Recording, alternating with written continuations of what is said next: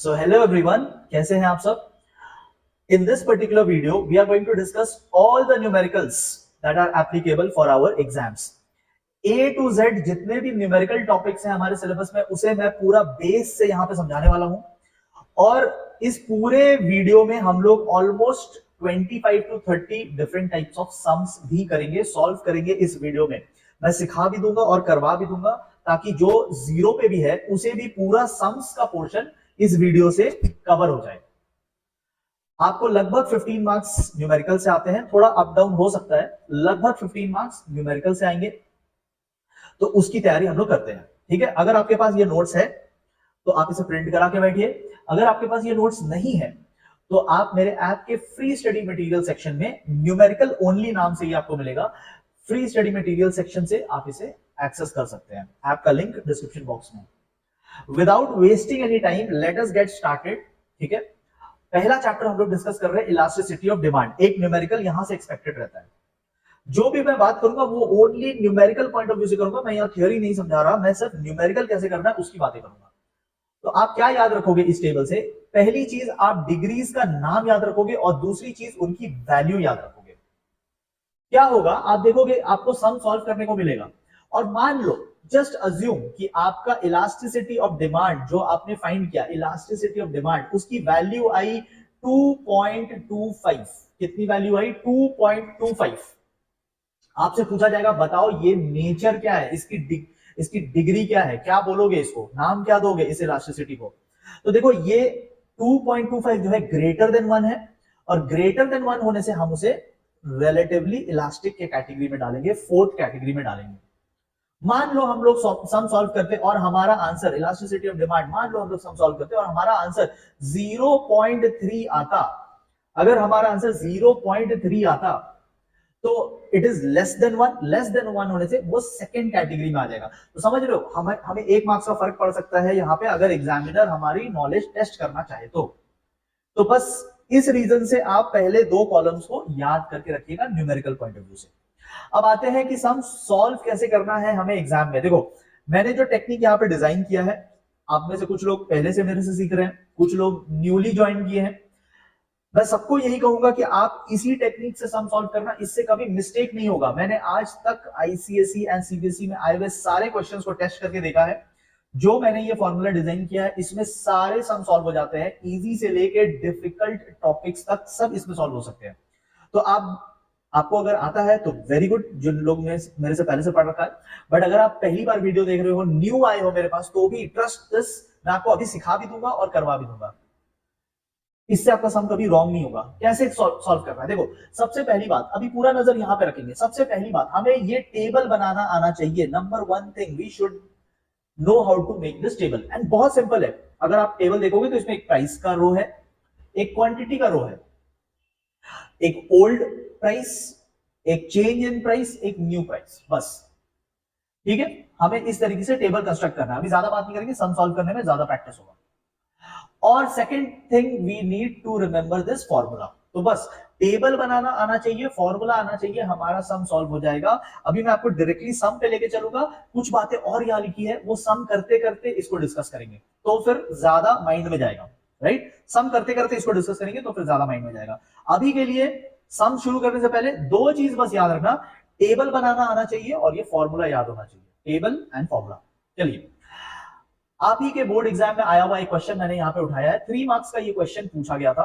Question number 1 पे ध्यान देंगे। क्वेश्चन नंबर 1 बोलता है कि द प्राइस, क्या बोलता है? Price of a commodity falls from ₹50 to ₹30। अब देखो, ये जो वर्ड है ना यहाँ पे टू, इस पे आपको ध्यान देना है, क्योंकि टू और बाई में बहुत खेल हो सकता है। ठीक है, तो आप हमेशा सोचना कि आपके काउंसिल ने क्या बोला, टू बोला है या बाई बोला है। तो यहाँ पे टू बोला है, टू का मतलब हमेशा न्यू डेटा होता है। ठीक है, ये मैंने ऊपर में लिख के भी दिया है। देखो, टू जब भी बोलेगा तो आप न्यू वाले कॉलम में लिखोगे। जैसे इस क्वेश्चन में टू बोला है, 50 to ₹30 हो गया। ठीक है, तो प्राइस चेंज हुआ है, प्राइस 50 से 30 हो गया है।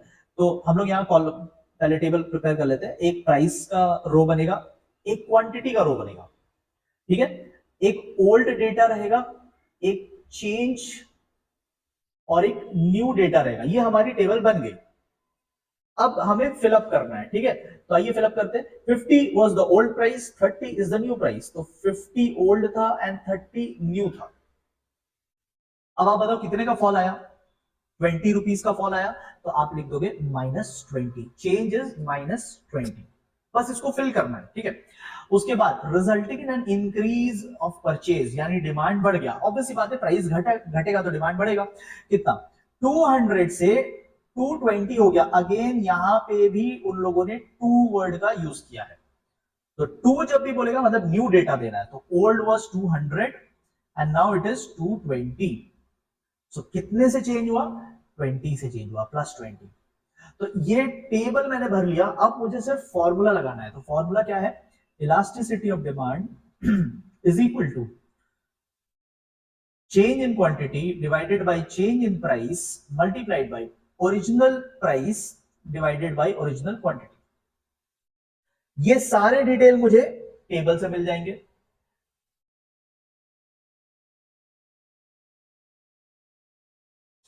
अब जब आप इसको सॉल्व करोगे, कैलकुलेटर पे सॉल्व करना, तो आपका आंसर आएगा -0.25। ठीक से सॉल्व कीजिएगा, कैलकुलेटर आपको अलाउड है, तो आप ठीक से सॉल्व कीजिएगा, आपका आंसर आएगा -0.25। Come back to the chart.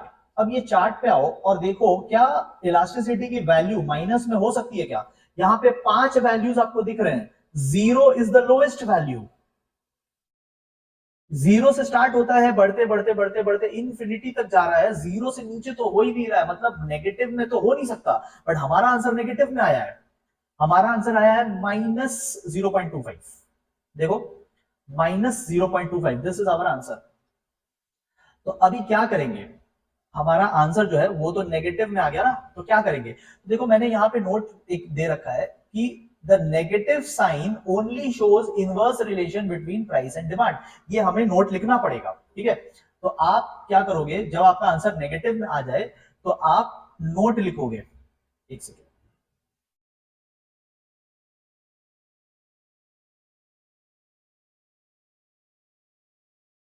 आप क्या करोगे, आप यहां पे नोट लिखोगे, you have to write a note, क्योंकि आपका आंसर नेगेटिव में आया है।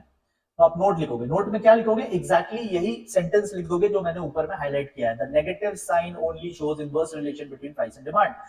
ये नोट लिख दोगे, ठीक है, यहाँ पे लिख देना, नोट लिख देना। और नोट लिख देने के बाद आप अपना फाइनल आंसर जो है वो पॉजिटिव में देंगे, यानी सिर्फ 0.25 लिखकर आओगे, सिर्फ 0.25। तो आपने क्या किया, इसमें मैंने आपको पूरा समझा भी दिया और फॉर्मूला वगैरह सब समझा दिया। देखो आपने क्या किया, आपने टेबल कंस्ट्रक्शन किया, टेबल में सारे डिटेल्स भरे और उसके बाद फॉर्मूला फॉर्मूला अप्लाई कर दिया। फॉर्मूला अप्लाई करने के बाद उनके वैल्यूज हमने टेबल से ही लिया, आंसर नेगेटिव आया, बट नेगेटिव आंसर आने के लिए हमने यहाँ पे नोट लिख रखा है, एंड फिर अपने अपना फाइनल आंसर पॉजिटिव में दे दिया।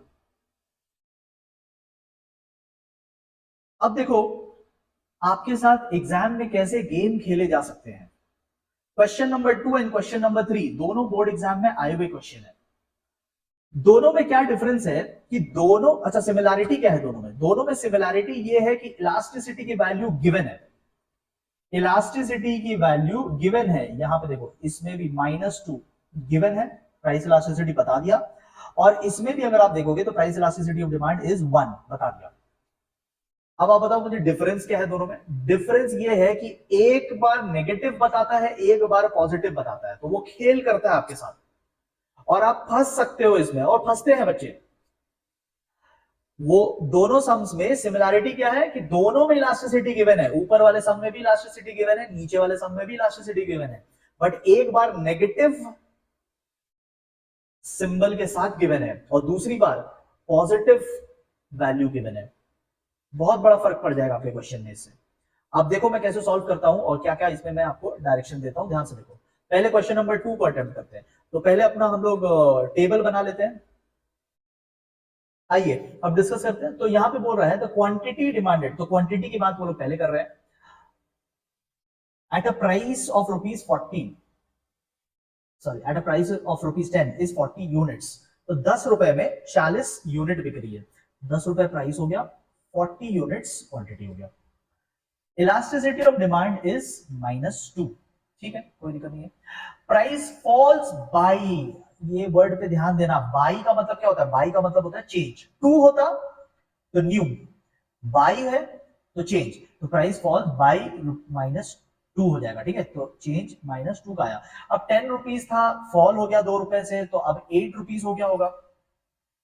आपको फाइंड करना है क्वांटिटी जो कि न्यू प्राइस पे होगी, तो न्यू प्राइस पे कितनी क्वांटिटी, मतलब this is actually your question, new price पे कितनी क्वांटिटी बिक रही है, ठीक है। अच्छा, what is the change in quantity, we don't know, question ने नहीं बताया, तो हम लोग क्या करते हैं, एक्स ले लेते हैं, take it to be x, we don't know कितना है, ठीक है। Now let us apply the formula, तो formula is elasticity of demand is equal to, जो फॉर्मूला है आप अपना लिख लीजिए,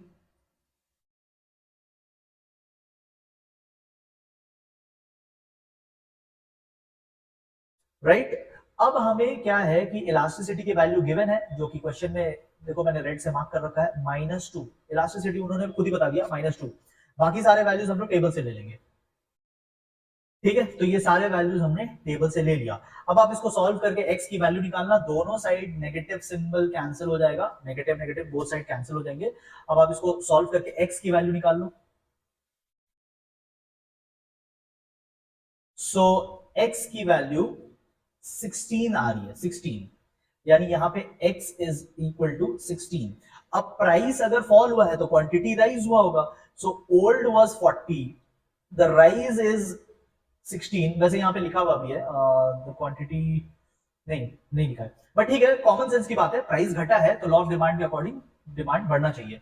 so it was 40 before, it is 16, 16 से चेंज आया, so it should be 40 plus 16 which is 56 now, तो अब वो 56 हो जाना चाहिए, ठीक है। ये चीज को आप थोड़ा नीचे अच्छे से लिख के बता सकते हो, old quantity 40, change in quantity 16, since price had gone down, so quantity demanded will rise, so 40 plus 16, new quantity will be 56।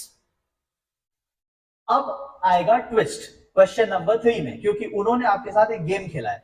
पिछली बार उन लोगों ने, देखो मैंने रेड से मार्क किया है, इलास्टिसिटी की वैल्यू नेगेटिव में बताई थी, इस बार उन्होंने यहां पे इलास्टिसिटी की वैल्यू पॉजिटिव में बताई है, तो यहां आएगा थोड़ा सा ट्विस्ट, आप फोकस से बने रहो, मैं आपको पूरा सिखा देता हूं कि आपको एग्जाम में उनके ट्रिक से कैसे बचना है, ठीक है। तो सबसे पहले टेबल कंस्ट्रक्शन कर लेते हैं। अब आप देखो, इसमें बोल रहा है the quantity demanded eight ₹4 is 100 units, 4 रुपए पे 100 यूनिट डिमांड हो रही थी, 4 रुपए प्राइस हो गया, 100 यूनिट क्वांटिटी हो गया, तो इन्होंने वो डिटेल दे दिया।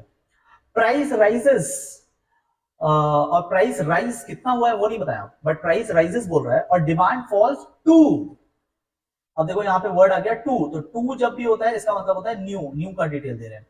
प्राइस राइज हुआ, डिमांड फॉल्स टू 75 यूनिट्स, तो डिमांड जो है 75 यूनिट्स हो गया, इसका मतलब डिमांड फॉल हुआ है, कितने से फॉल हुआ है, आप बोलोगे -25, बट माइनस मत लिखना, माइनस यहां पे मत लिखना। अब तुम देखोगे, अब यही ट्रिक है, ध्यान से देखो, हमने जब फर्स्ट टू क्वेश्चंस किए, फर्स्ट टू क्वेश्चंस जब किए, ध्यान से देखो, तो हमने टेबल बनाने टाइम नेगेटिव सिंबल दिया था फॉल शो करने के लिए, यहां पे भी नेगेटिव सिंबल दिया था फॉल शो करने के लिए, बट क्वेश्चन नंबर 3 में मैं आपको बोल रहा हूं आप नेगेटिव सिंबल मत देना, क्यों मत देना, क्योंकि उन्होंने भी नेगेटिव सिंबल नहीं यूज किया, so when they are not using we will also not use, समझ रहे हो, मैं एक बार फिर से रिपीट कर दे रहा हूं, देखो पहले दो क्वेश्चंस को देखोगे तो हमने फॉल दिखाने के लिए माइनस साइन यूज किया टेबल में, पहले दोनों क्वेश्चन में टेबल में माइनस साइन यूज किया हमने, ठीक है, नॉर्मली भी यूज किया, और सेकंड जब वो यूज कर रहे तो हम लोग भी यूज करेंगे, तो we also used, but in the third question I am not using negative symbol, I am just writing 25, ठीक है, 100 का था, 25 से फॉल हुआ 75 हो गया, but I am not showing the negative symbol because they have also not used, so when they will not use we will also not use. ये कहीं लिखा है क्या, ये मैंने नोट्स में लिख के दिया है आपको, यहाँ पे लिख के दिया है, अगर आप ये सेकंड वाला पढ़ोगे तो आपको समझ में आ जाएगा, माइनस सिंबल नहीं देना है हमें, वी विल नॉट यूज, मैंने सब कुछ लिख के दे दिया है, ठीक है, तो आपको ये अल्टीमेट शीट है, इसको बस कवर करना है अच्छे से, ठीक है। सो आपको ये ट्रिक समझ में आ गया, वरना आपका सम गलत हो जाएगा, ठीक है। देखो आगे चलते हैं, ठीक है, आगे क्या बोल रहा है, फाइंड न्यू प्राइस, मतलब न्यू प्राइस ये फाइंड करना है हमें, ठीक है, तो सब मिल ही गया, और जो नहीं मिला उसे एक्स ले लेते हैं, इलास्टिसिटी ऑफ डिमांड उन्होंने 1 दे दिया है, तो चलिए फॉर्मूला बैठाओ।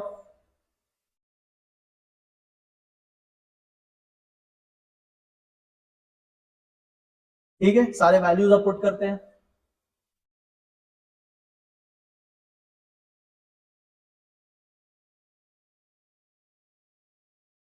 सॉल्व करोगे तो 1 आएगा answer, x is equal to 1। ठीक है, अब डिमांड तो फॉल हो रहा है तो प्राइस राइज होना चाहिए, वैसे भी यहाँ पे बोल दिया है प्राइस राइज हो रहा है, वो इन्होंने बोल भी दिया है, बट लॉजिकली भी डिमांड फॉल हो रहा है तो प्राइस राइज होना चाहिए। x की वैल्यू कितना आई 1, तो old price was 4, it went up by 1, तो 4 plus 1 new price will be 5, तो आप new price 4 plus 1 equals to 5 करके बता सकते हो। तीनों बोर्ड एग्जाम के क्वेश्चंस है, बट ट्रिक वो लोग खेलते हैं, कभी पॉजिटिव में बताते हैं कभी नेगेटिव में बताते हैं। वो नेगेटिव यूज करेंगे तो हम लोग भी अपने टेबल में नेगेटिव यूज करेंगे, वो नेगेटिव अवॉइड करेंगे तो हम लोग भी नेगेटिव अवॉइड करेंगे। So we generally use negative symbol, but if they are not using we will also not use. ठीक है, वरना हमारा मिस्टेक हो जाएगा। ठीक है, चलिए नाउ अगर आप देखोगे क्वेश्चन नंबर 4 सॉल्व करने के लिए, तो क्वेश्चन नंबर 4 सॉल्व करने के लिए हमें ये फर्स्ट फॉर्मूला की भी जरूरत पड़ेगी। इलास्टिसिटी ऑफ डिमांड निकालने का ये भी एक फॉर्मूला है, percentage change in demand by percentage change in price. और इसको याद करने के लिए मैंने आपको बॉलीवुड की मशहूर एक्ट्रेस दीपिका पादुकोण को याद दिलाया था। बच्चे भूल जाते हैं कि ऊपर में डिमांड होगा या नीचे में डिमांड होगा। ऊपर में डिमांड, नीचे में प्राइस लिखते हैं। परसेंटेज चेंज इन डिमांड ऊपर होना चाहिए न्यूमरेटर में, and percentage change in price नीचे होना चाहिए। तो स्टूडेंट पढ़ के तो सब जाते हैं, एग्जाम हॉल में टेंशन के चलते वो भूल जाते हैं कि अरे डिमांड ऊपर था कि नीचे था। तो आपको उस टाइम किसे याद करना है? दीपिका पादुकोण को। बहुत ज्यादा नहीं याद करना है, सिर्फ एक बार याद करना, नाम खाली याद आना चाहिए। तो DP Deepika Padukone, DP, D पहले आता है तो डी यानी डिमांड आप पहले लिखोगे, ऊपर लिखोगे। ठीक है, और पी प्राइस बाद में लिखोगे। ठीक है, तो कभी भी भूल जाओ तो दीपिका पादुकोण को याद करना, तो इससे आपको कभी मिस्टेक नहीं होगा। वरना बहुत स्टूडेंट के साथ कॉमन प्रॉब्लम होता है, पढ़ के जाते हैं एग्जाम हॉल में मैसअप करके आ जाते हैं, नीचे डिमांड लिख देते हैं, कभी प्राइस ऊपर लिख देते हैं, तो ये प्रॉब्लम होती है। ठीक है, तो ये भी एक फॉर्मूला है जिसके बेसिस पे हम लोग एक सम अभी करेंगे। तो परसेंटेज चेंज इन डिमांड ऊपर divided by percentage change in price, आपका इलास्टिसिटी का वैल्यू निकल जाएगा। ठीक है, आइए क्वेश्चन नंबर 4 पे।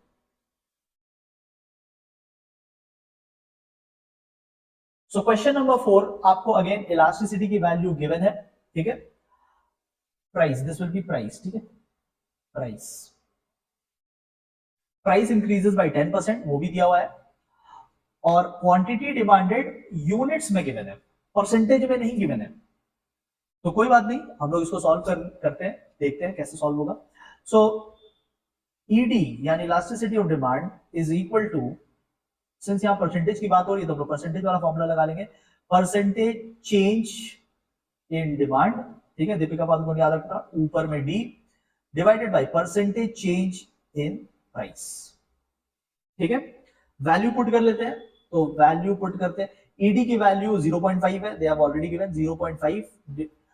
नीचे हम लोग डिवाइड करेंगे 10 से, क्योंकि percentage change in price is given 10।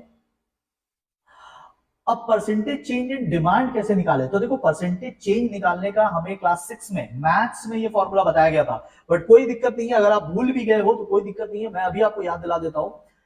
ठीक है, आप लिख के रखना, कभी भी परसेंटेज चेंज निकालना होता है तो ऊपर में चेंज लिखते हैं, डिवाइडेड बाय ओरिजिनल करते हैं, मल्टीप्लाइड बाय 100 करते हैं। याद रखना, ये किसी भी चीज का परसेंटेज निकालते हैं ऐसे।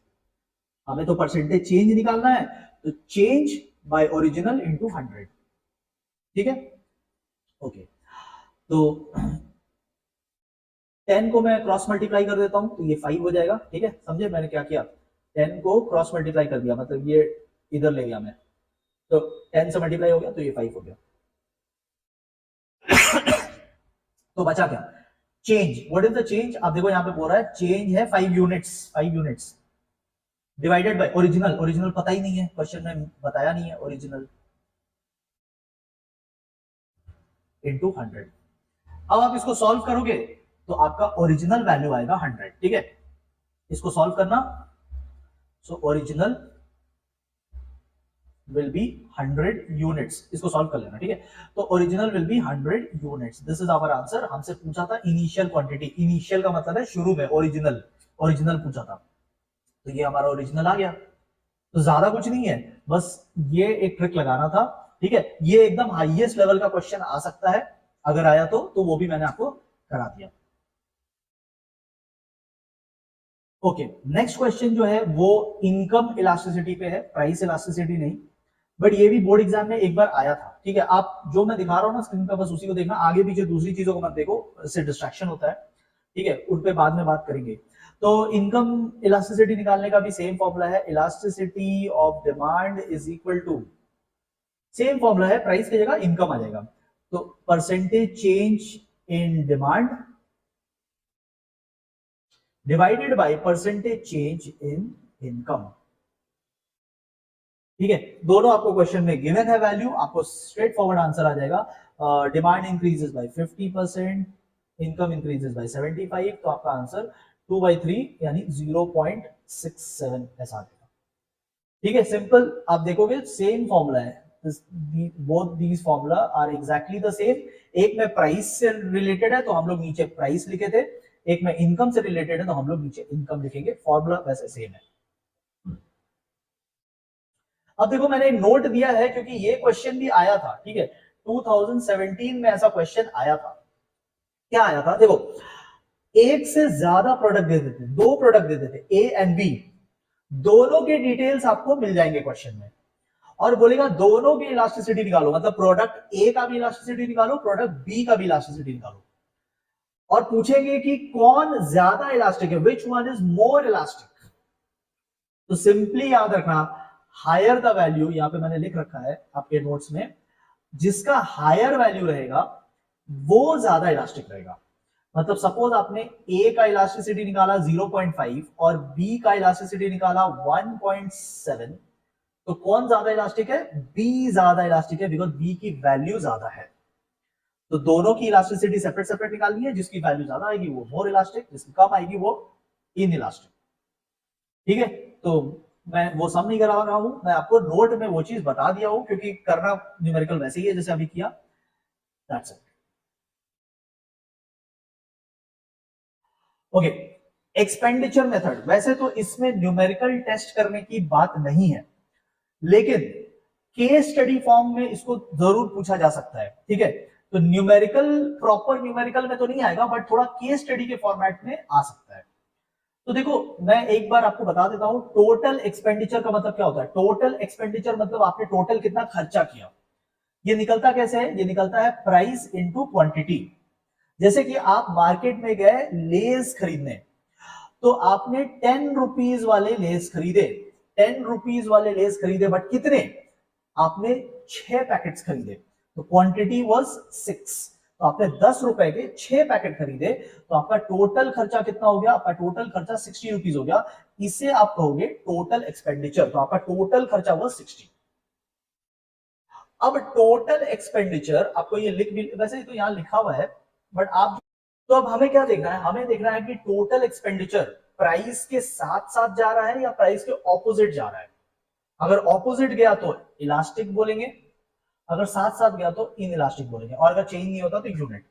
तो इसके ऊपर मैंने केस बनाया है, ठीक है। तो इस केस को अच्छे से समझते हैं। देखो सबसे पहला पहला सेंटेंस पढ़ते हैं, price of the goods 7 rupees, consumer buys 12 units, 7 रुपए का 12 यूनिट खरीदा है उसने, तो टोटल एक्सपेंडिचर कितना हो जाएगा, 7 रुपीज इंटू 12 यूनिट्स, टोटल कितना खर्चा हो गया, 84 रुपीज।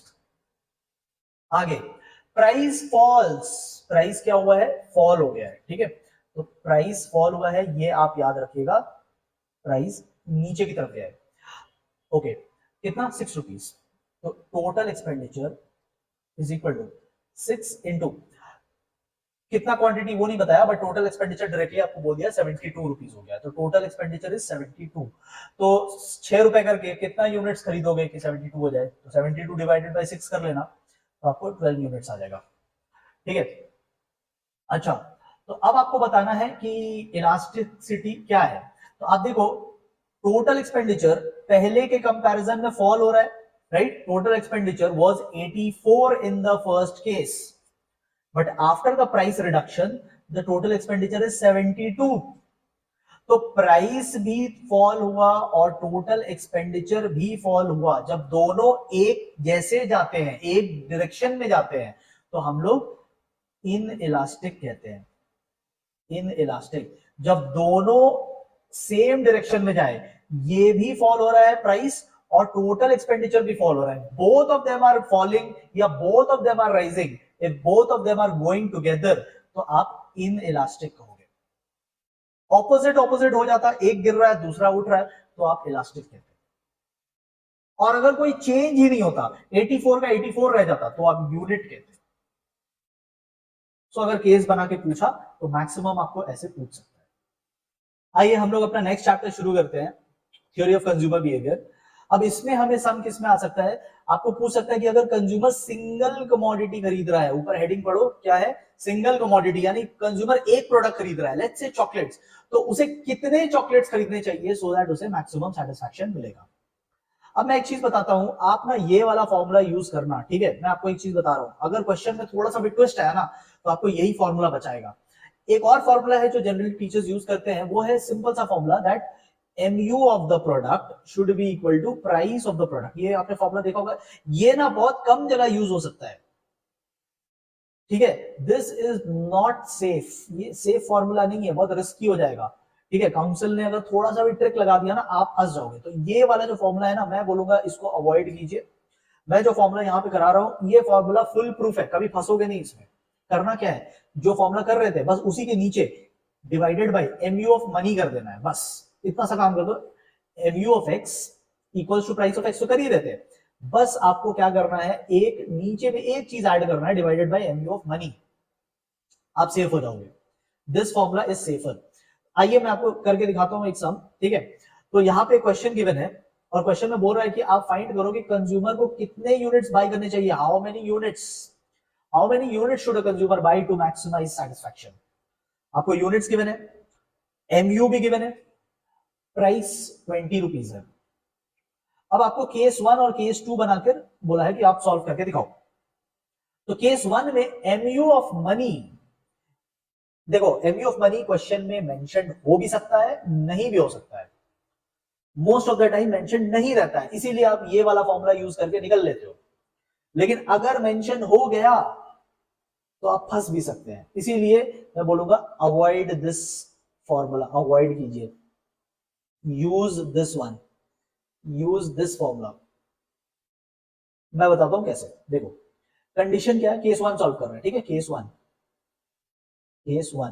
कंडीशन क्या है, MU of the product divided by MU of money should be equal to price of the product. अच्छा, प्राइस तो 20 है, टेबल में लिखा हुआ है ना, 20 है सब में। तो हमें क्या करना है, MU ऑफ द प्रोडक्ट को MU ऑफ मनी से डिवाइड करना है। MU ऑफ मनी कितना है, 1, तो सारे प्रोडक्ट के मार्जिनल यूटिलिटी को 1 से डिवाइड करना है। तो हम लोग क्या करते हैं, MU of the product, let's say the product is x, तो MU of x divided by 1, तो सारे MU को 1 से डिवाइड कर दो, तो 50 divided by 1 will be 50, 40 divided by 1 will be 40। Maths बहुत वीक है तो कैलकुलेटर यूज कर लेना, ठीक है? 30, 20, 10। तो एक बात बताओ, प्राइस इज 20, तो MU डिवाइडेड बाय मनी का जो MU था वो 20 कहां पे हो रहा है, यहां पे वो 20 के बराबर हो रहा है। कितने यूनिट्स पे हो रहा है, 4 यूनिट्स पे हो रहा है। इसका मतलब the consumer should buy 4 units. To maximize satisfaction, the consumer should buy 4 units. चलिए, तो डायरेक्ट भी निकल जाता, आप MU of x is equal to price of x करते तो डायरेक्ट ही डायरेक्ट निकल जाता इस केस में। बट अभी नेक्स्ट वाले केस में डायरेक्ट नहीं निकलेगा, वही मैं बोल रहा हूं, अगर थोड़ा सा ट्विस्ट कर दिया ना तो डायरेक्टली नहीं निकलेगा। तो नेक्स्ट केस करते हैं, ठीक है? केस नंबर 2 करते हैं और देखते हैं कि केस नंबर 2 में which is the correct answer. आइए केस नंबर 2 सॉल्व करते हैं। सो फॉर्मूला वही है, कंडीशन वही है, MU of the product divided by MU of money. MU of money यहाँ पे 2 दिया हुआ है, तो आप 2 से डिवाइड कर देना, is equal to price of the product. तो प्राइस तो 20 है, ठीक है? तो आप क्या कर सकते हो, MU ऑफ द प्रोडक्ट, ये 2 को अगर आप इधर भेजते हो तो प्राइस वॉज 20 और इंटू 2 हो जाएगा, सो 40 MU ऑफ द प्रोडक्ट, जहां पे 40 है वो आपका करेक्ट आंसर होगा। तो MU ऑफ द प्रोडक्ट 40 यहां पे है, तो सेकेंड यूनिट आपका करेक्ट आंसर है। इसका मतलब the consumer will attain maximum satisfaction in the second unit only. In the case number 2 the consumer will attain maximum satisfaction in the second unit only. तो मैं बोल रहा हूं एग्जाम के लिए इसको यूज कीजिएगा, थोड़ा सा अगर वो ट्रिक खेलेंगे तो आपका गेम हो जाएगा। वहां पे पूरा साल मेहनत की हो, मेक श्योर कि लास्ट में आप अनसेफ मेथड्स में ना जाए, सेफर मेथड्स में जाइए, सो दैट आपके पूरे साल का मेहनत बर्बाद ना हो जाए। वो 3 घंटे में अगर नहीं परफॉर्म किए तो पूरे साल में आप कितना पढ़े वो मैटर नहीं करता। तो मेक श्योर कि आप इस तरीके से प्रिपेयर कीजिए। Okay, now we are going to discuss कि अगर कंज्यूमर 2 कमोडिटीज खरीद रहा है तो क्या, मतलब वो A प्रोडक्ट भी खरीद रहा है एंड वो B भी खरीद रहा है, तो उसे कितना A एंड कितना B खरीदना चाहिए, what should be the best combination जिसमें उस कंज्यूमर को मैक्सिमम सेटिस्फैक्शन मिलेगा। अब देखो यहाँ पे 3 कंडीशंस है जो सेटिस्फाई होने चाहिए, उसमें से सेकंड कंडीशन का आपको टेंशन लेने का नहीं है, सेकंड कंडीशन आपको हमेशा सेटिस्फाइड मिलेगा, तो सेकंड कंडीशन आपको नहीं देखना है, ठीक है, इसको देखना भी मत। आपको देखने हैं first and third condition. Third condition को आप पहले देखोगे, ठीक है, आप देखोगे कि कहां पर ये दो रेशियोज बराबर हो रहे हैं, कहां पर ये दो रेशियोज बराबर हो रहे हैं। अभी सम सॉल्व करेंगे तो पता चलेगा। चलो पहले सम सॉल्व करते हैं तो साथ साथ में हो जाएगा। देखो, तो हमें देखना है कहां पे वो दोनों रेशियोज बराबर हो रहे हैं। कौन दो रेशियोज, देखो पहला रेशियो है marginal utility of the first product divided bye price of the first product, ये आपका पहला रेशियो बनेगा। सो मार्जिनल यूटिलिटी ऑफ ए यहां पे गिवन है और प्राइस ऑफ ए यहां पर गिवन है, प्राइस है 2, तो सबको 2 से डिवाइड कर देंगे, तो 10 divided by 2 will be 5, then 4, then 3, then 2, then 1, then 0.5। Colour बदल लेते हैं, आइए। Then second ratio will be marginal utility of the second product divided by price of the second product. So marginal utility of the second product यहां पर given है and price of the second product other notes में given है। Price is 4, तो सबको 4 से divide कर देना, so you will get 7.5, then 6, then 5, then 4, then 3.5 and then 2। Calculator use कर लीजिएगा अगर आपका थोड़ा कैलकुलेशन वीक है तो। अगेन इंक चेंज कर लेते हैं, ओके। अब हमें देखना है कि as per the condition number 3, condition number 3 क्या बोलता था कि ये दोनों रेशियोज बराबर होने चाहिए, दोनों रेशियोज इक्वल होने चाहिए। तो हम लोग देखते हैं कि ये जो रेशियोज हमने फाइंड किया ये कहां कहां इक्वल हो रहे हैं दोनों कॉलम्स में। तो देखो एक 5-5 का कॉम्बिनेशन बन रहा है, I hope you can see 5 and 5 equal हो रहे हैं, ठीक है। एक 4-4 का भी कॉम्बिनेशन बन रहा है, ये देखो 4-4 का कॉम्बिनेशन अगेन इक्वल हो गए, दो जगह इक्वल हो गए। एंड एक 2-2 का भी कॉम्बिनेशन बन रहा है, ठीक है, सो अगेन इक्वल हो गए। So there are total 3 times that both these ratios have become equal, but we can not have 3 answers. तो यही बात है, जब आप कंडीशन 3 पे जाओगे और कंडीशन 3 पे पहले जाना, आई होप आप लिख रहे हैं मेरे साथ साथ, मैंने फर्स्ट कहां पे लिखा, पहले किसको देखना है, पहले कंडीशन नंबर 3 को देखना है, पहले कंडीशन नंबर 3 को देखेंगे, बट कंडीशन नंबर 3 को देखने गए तो 3 आंसर्स मिल गए, 3 आंसर तो हो नहीं सकता। अब कंडीशन नंबर 1 को देखेंगे, next we are going to see condition number 1। और कंडीशन नंबर 1 क्या बोलता है, entire income must be spend. तो एंटायर इनकम है कितने का, देखो अदर इंफॉर्मेशन में बोल रहा है एंटायर इनकम है 20 रुपीज का, तो 20 रुपीज मस्ट बी स्पेंड। तो इनमें से ये 3 में से कौन से कॉम्बिनेशन है, ये 3 में से कौन से कॉम्बिनेशन है जिसमें 20 रुपीज स्पेंड हुआ है, हमारा एंटायर इनकम स्पेंड हुआ है, एंटायर इनकम 20 रुपीज का है, तो 20 रुपीज किसमें स्पेंड हुआ है, आइए देखते हैं। तो सबसे पहले टेस्ट करना पड़ेगा, कॉम्बो ऑफ 5 को टेस्ट करते हैं, कॉम्बो ऑफ 5 यानी कॉम्बिनेशन ऑफ 5। तो कॉम्बिनेशन ऑफ 5, आइए देखते हैं। एक अलग कलर ले ले, चलो ग्रीन ले लेते हैं। देखो ए में 5 कहां पे आ रहा है, फर्स्ट यूनिट पे, तो 1 unit of A plus B में 5 कहां पे आ रहा है, थर्ड यूनिट पे, 3 यूनिट्स ऑफ बी। एक ए खरीदने जाओगे तो 2 रुपए लगेंगे, और 3 बी खरीदने जाओगे तो बी का दाम 4 रुपए है, 3 खरीदने जाओगे तो 12 रुपए लग जाएंगे। टोटल आपके 14 रुपीज स्पेंड हो जाएंगे। क्या हमारा टोटल इनकम स्पेंड हुआ? Total income was 20।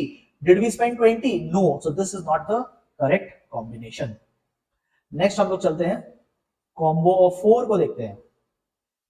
Combo of 4, देखो ए में 4 कहां आ गया? ए में 4 तो हमें सेकेंड यूनिट पे ही मिल गया, so 2 units of A plus B में 4 कहां आ रहा है? बी में 4 आ रहा है फोर्थ यूनिट पे, तो 4 यूनिट्स ऑफ बी। तो एक 2 रुपए का था and we are buying 2, so 2 into 2।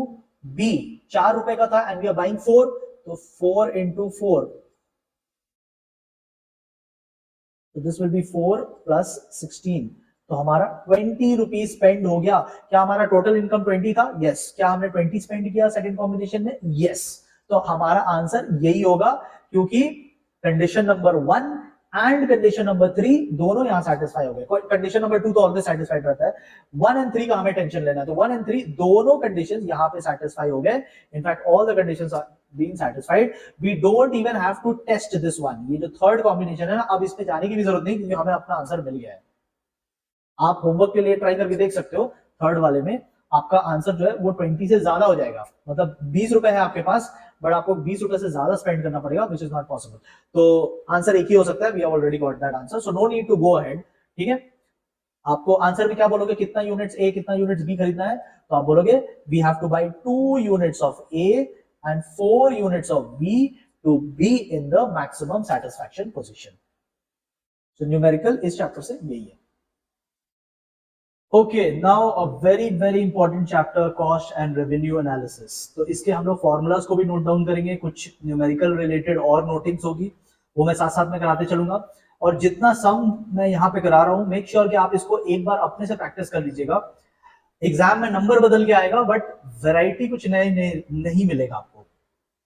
आइए एक एक करके पहले फॉर्मूला नोट डाउन करते हैं, ठीक है, सो दैट हमारे को रिविजन के टाइम में सब कुछ एक जगह पे मिल जाए। ठीक है, so take down the formulas.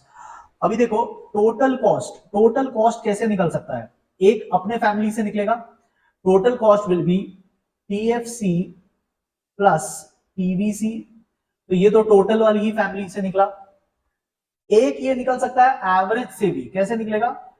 Average cost divided by units, ठीक है, सॉरी मल्टीप्लाई करना था, ठीक है, मल्टीप्लाई करना था, average cost multiplied by units, multiplied by units. और एक ये मार्जिनल कॉस्ट से भी निकल सकता है। मार्जिनल कॉस्ट से कैसे निकलेगा? It will be sum of marginal cost, जितने भी मार्जिनल कॉस्ट होगा उनका टोटल करते जाना। ठीक है, मार्जिनल को जोड़ते जाएंगे तो टोटल बन जाएगा, और टोटल को तोड़ते जाएंगे तो मार्जिनल बन जाता है। ठीक है, मार्जिनल को एड अप करते जाओगे तो टोटल मिल जाता है, टोटल को डिडक्ट करते जाओगे तो मार्जिनल मिल जाता है। ठीक है, तो ये हो गया टोटल कॉस्ट का फॉर्मूला। फॉर्मूलाज याद करना, ठीक है। टीवीसी अपने फैमिली से कैसे निकलेगा? Total cost minus total fixed cost. Average से भी निकल सकता है एवीसी इंटू यूनिट्स, और टीवीसी भी मार्जिनल कॉस्ट से रिलेटेड है। जब आप समेशन ऑफ मार्जिनल कॉस्ट करते हो ना, तो टीवीसी भी निकल आता है। ठीक है, नोटिंग बस करके रखो। देन टीएफसी अपने फैमिली से total cost minus total variable cost, और एवरेज से कैसे निकलेगा? Average fixed cost into units. आपको ये याद करना पड़ेगा, फॉर्मूला आपको याद होना चाहिए, इसलिए मैं एक जगह पे दे रहा हूं। ठीक है, नेक्स्ट टीवीसी, चलो रंग बदल देते हैं, ब्लू है तो ब्लू में लिख लेते हैं। एवरेज कॉस्ट कैसे निकलेगा? अपने फैमिली से पहले, तो average cost will be average variable cost plus average fixed cost. अपने फैमिली से ऐसे आ गया। टोटल से कैसे रिलेटेड है? Total cost divided by units. Average variable cost कैसे निकलेगा? अपने फैमिली से average cost minus AFC total से कैसे रिलेटेड है? Total variable cost divided by units. Average fixed cost अपने फैमिली से निकलेगा एवरेज कॉस्ट माइनस ABC, और टोटल से कैसे रिलेटेड है? TFC divided by units. Marginal, marginal कैसे निकलेगा? तो मार्जिनल मैंने क्या बोला था, टोटल को तोड़ते जाओ, ठीक है। So this will be total cost of n units minus previous total cost, यानी total cost of n minus 1 unit.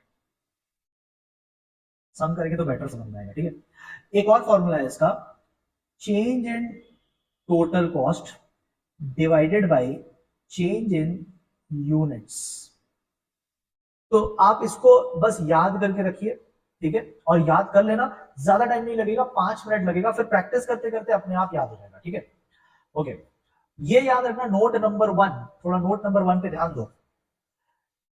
Marginal cost जो है वो, मार्जिनल कॉस्ट का रिलेशन जनरली तो टोटल कॉस्ट से होता है, लेकिन एग्जाम में हम लोग इससे भी काम चला सकते हैं, तो दोनों से निकल सकता है।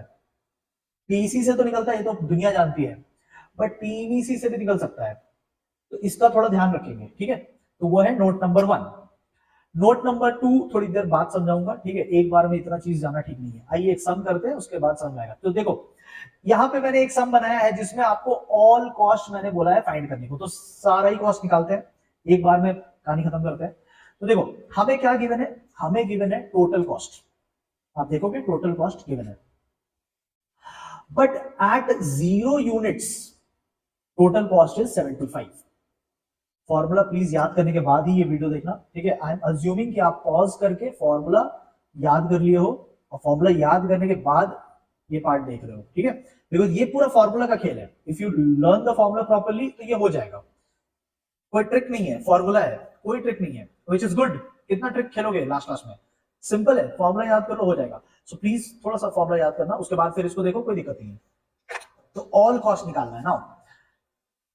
हमने मेन चैप्टर्स में ये पढ़ रखा है कि टोटल फिक्स्ड कॉस्ट आउटपुट पे डिपेंड नहीं करता, यानी आउटपुट 0 हो, 1 हो, 2 हो, टोटल फिक्स्ड कॉस्ट तो उतना ही रहेगा। एंड जो जो मैं साइड में लिख रहा हूं थोड़ा आप भी लिखते हुए चलिएगा, ठीक है। TVC total variable cost at 0 units, at 0 units will always be कितना बताओ, 0। TVC at 0 unit will always be 0। तो एक काम करते हैं, यहां पे TFC लिख लेते हैं और TVC लिख लेते हैं।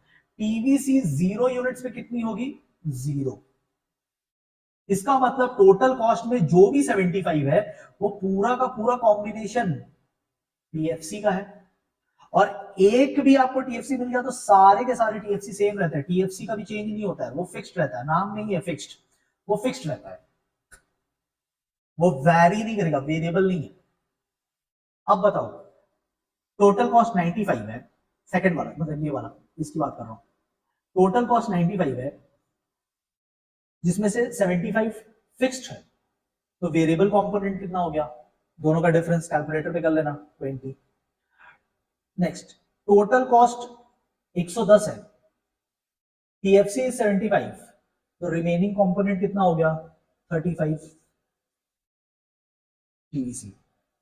नेक्स्ट हमें एवरेज निकालना है, average cost, average fixed cost, average variable cost. कैसे निकालोगे, देखो मैंने सबका आपको फॉर्मूला लिखाया है ऊपर, ये formulas, totals divided by units.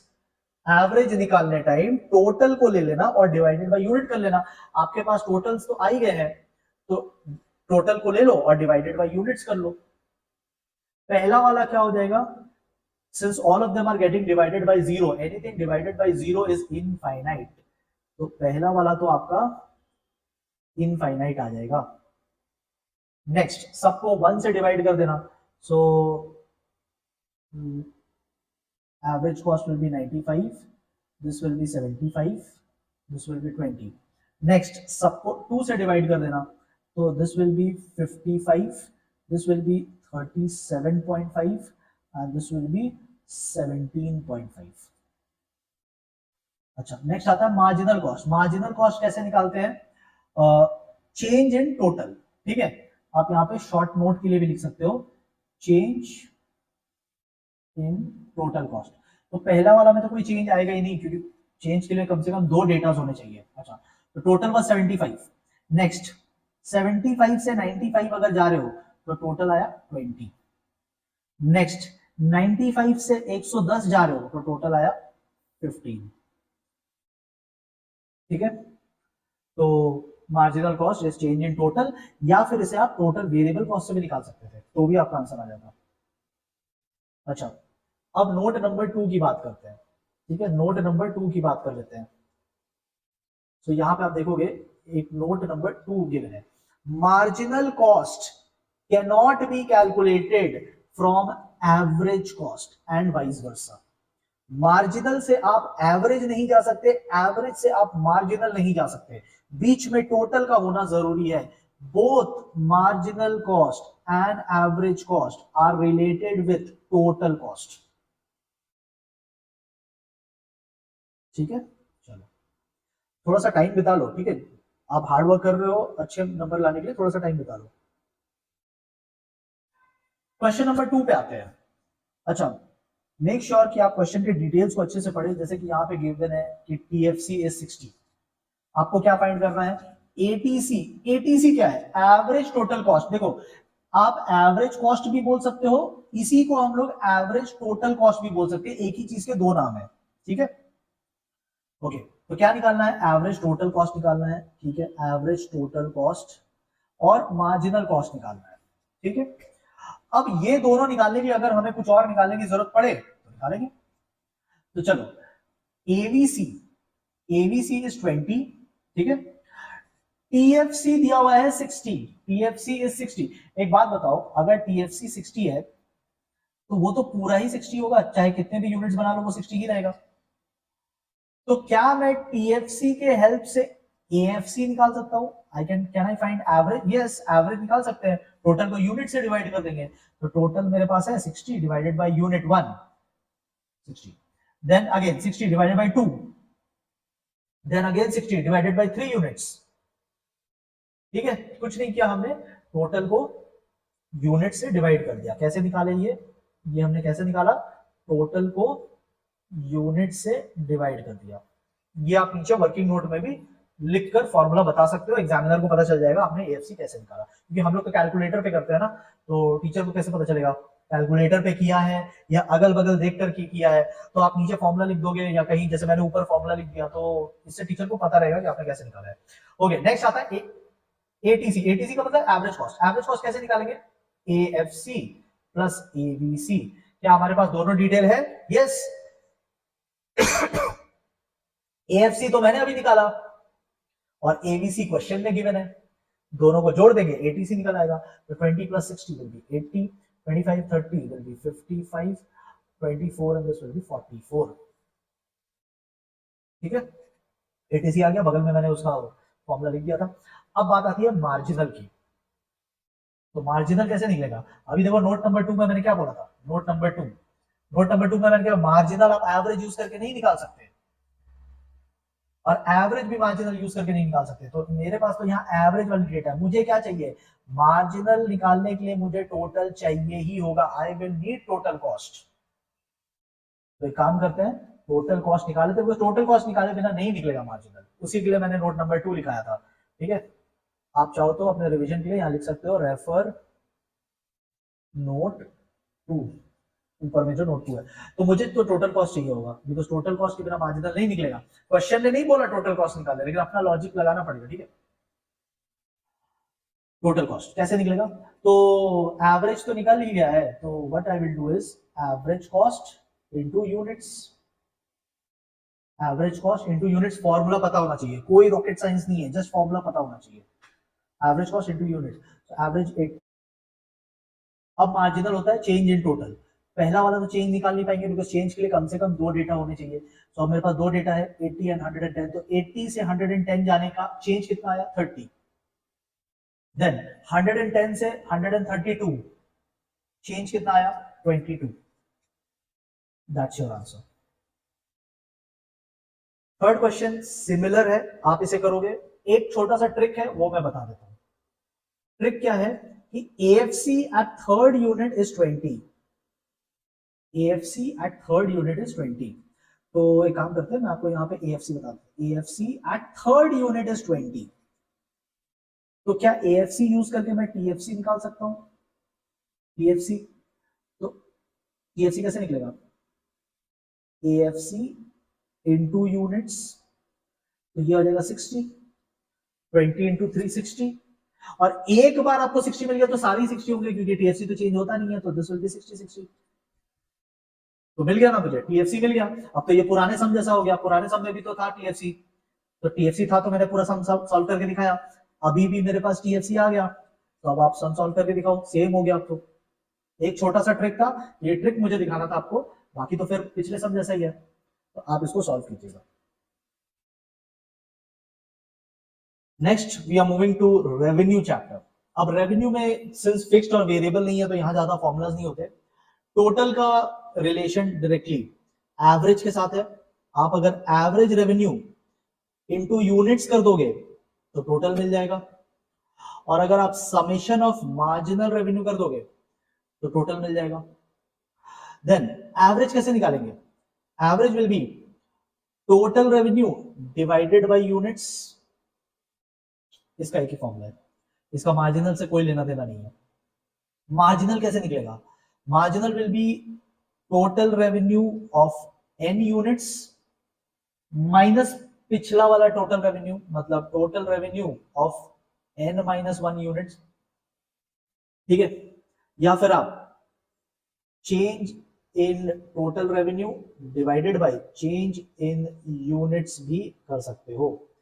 In simple words बोला जाए तो मार्जिनल का मतलब होता है चेंज इन टोटल रेवेन्यू।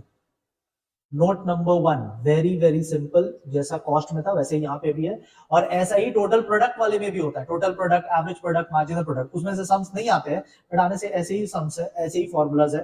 ठीक है, ऐसे ही रिलेशन है उनमें भी। मार्जिनल से आप एवरेज नहीं जा सकते, एवरेज से आप मार्जिनल नहीं जा सकते, इन दोनों में कोई इंटरचेंज नहीं कर सकते। पहले आपको टोटल फाइंड आउट करना ही पड़ेगा, इन दोनों का रिलेशन टोटल से है। एंड वेरी इंपॉर्टेंट, आपके लिए बहुत बड़ा शॉर्टकट ये है कि एट जीरो लेवल, जीरो नहीं सॉरी, कट कर देना इसको, जीरो नहीं, at one level of output sold, at one level of output sold, ये मैंने बाद में लिखा है, एक बार मेरे को देख लेने दो। तो यहां पे लिख लेना at one level of output sold, मतलब पहले वाले में AR is equal to TR is equal to MR, यानी ये तीनों बराबर होते हैं फर्स्ट यूनिट पे।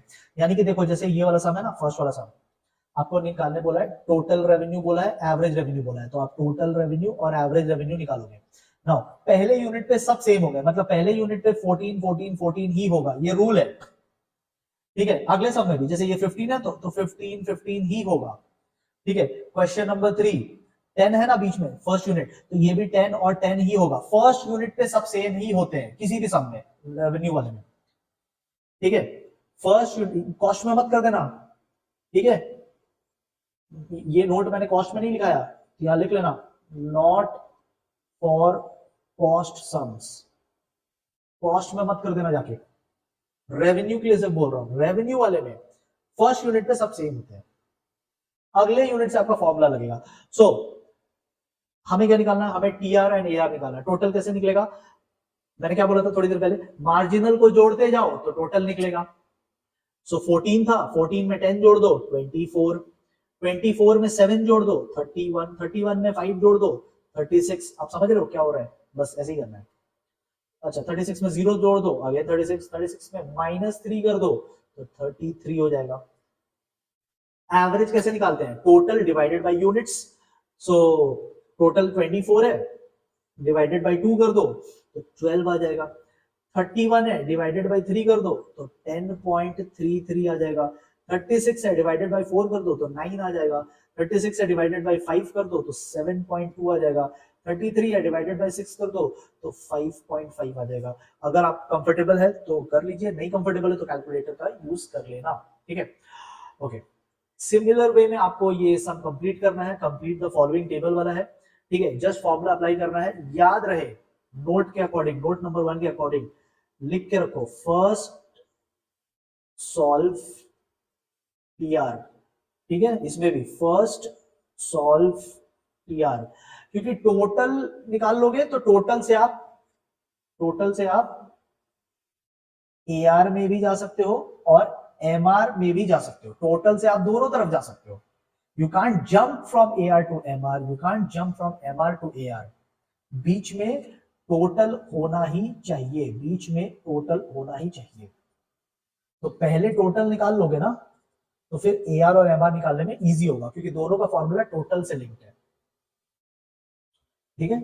That's it from this chapter. Okay, now coming to a very important chapter, और इस चैप्टर में मैं आपसे एक रिक्वेस्ट करना चाहता हूं। रिक्वेस्ट ये है कि आप पहले इस चैप्टर के थ्योरी वीडियो को जो मेरे यूट्यूब पे है उसे कंप्लीट करके आइएगा, तो आपको ये न्यूमेरिकल पूरा अच्छे से समझ में आ जाएगा। तो थ्योरी पहले कंप्लीट कर लेना। दूसरा रिक्वेस्ट ये है कि जो फॉर्मूला स्क्रीन पे नजर आ रहा है, these are not the only formula, इसके अलावा और भी है, इन फॉर्मूलाज को आप अपने एंड से एक बार याद करके रखो। अगर आप वीडियो, थ्योरी वाले वीडियो देखे बिना, फॉर्मूला याद किए बिना अगर आगे बढ़ेंगे तो आपको समझ में भी नहीं आएगा, आपका टाइम भी वेस्ट हो जाएगा और फ्रस्ट्रेशन अलग होगा, ठीक है। तो समझना है, टाइम भी सेव करना है और मोटिवेटेड भी रहना है, तो कॉन्सेप्चुअल क्लैरिटी बहुत जरूरी है। सो इस चैप्टर के लिए मैं कह रहा हूं, इस चैप्टर के लिए आप पहले मेरा यूट्यूब पे जो एक्सप्लेनेशन है आप उसे गो थ्रू कीजिए, उस पर टाइम लगाइए। 8 मार्क्स का चैप्टर है तो मजाक नहीं है, 10% इसी चैप्टर से आ रहे हैं, तो आप इस चैप्टर को मैंने बहुत मेहनत करके यूट्यूब में समझाया है, तो आप उसको समझिए।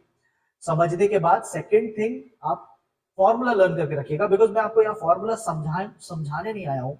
सम्स में कैसा पूछेगा, सम्स में क्या क्या ट्रिक्स खेलेंगे, वो सब मैं इस सेशन में आपको समझा रहा हूं। आपको सम सॉल्व कैसे करना है वो बता रहा हूं, ठीक है। तो मेक श्योर कि आप वो दो काम करने के बाद ये वीडियो फर्दर प्ले करें। मैं अज्यूम करके चल रहा हूं कि आप मेरी बात मान के अब आगे बढ़ रहे हैं, वरना फिर आपका टाइम वेस्ट हो जाएगा। देखो, तो फॉर्मूला आई होप कि आपके माइंड में है, ठीक है, लर्न कर लिया है। अब देखो यहाँ पे एक क्वेश्चन है जहां पे बोल रहा है कंप्लीट द टेबल।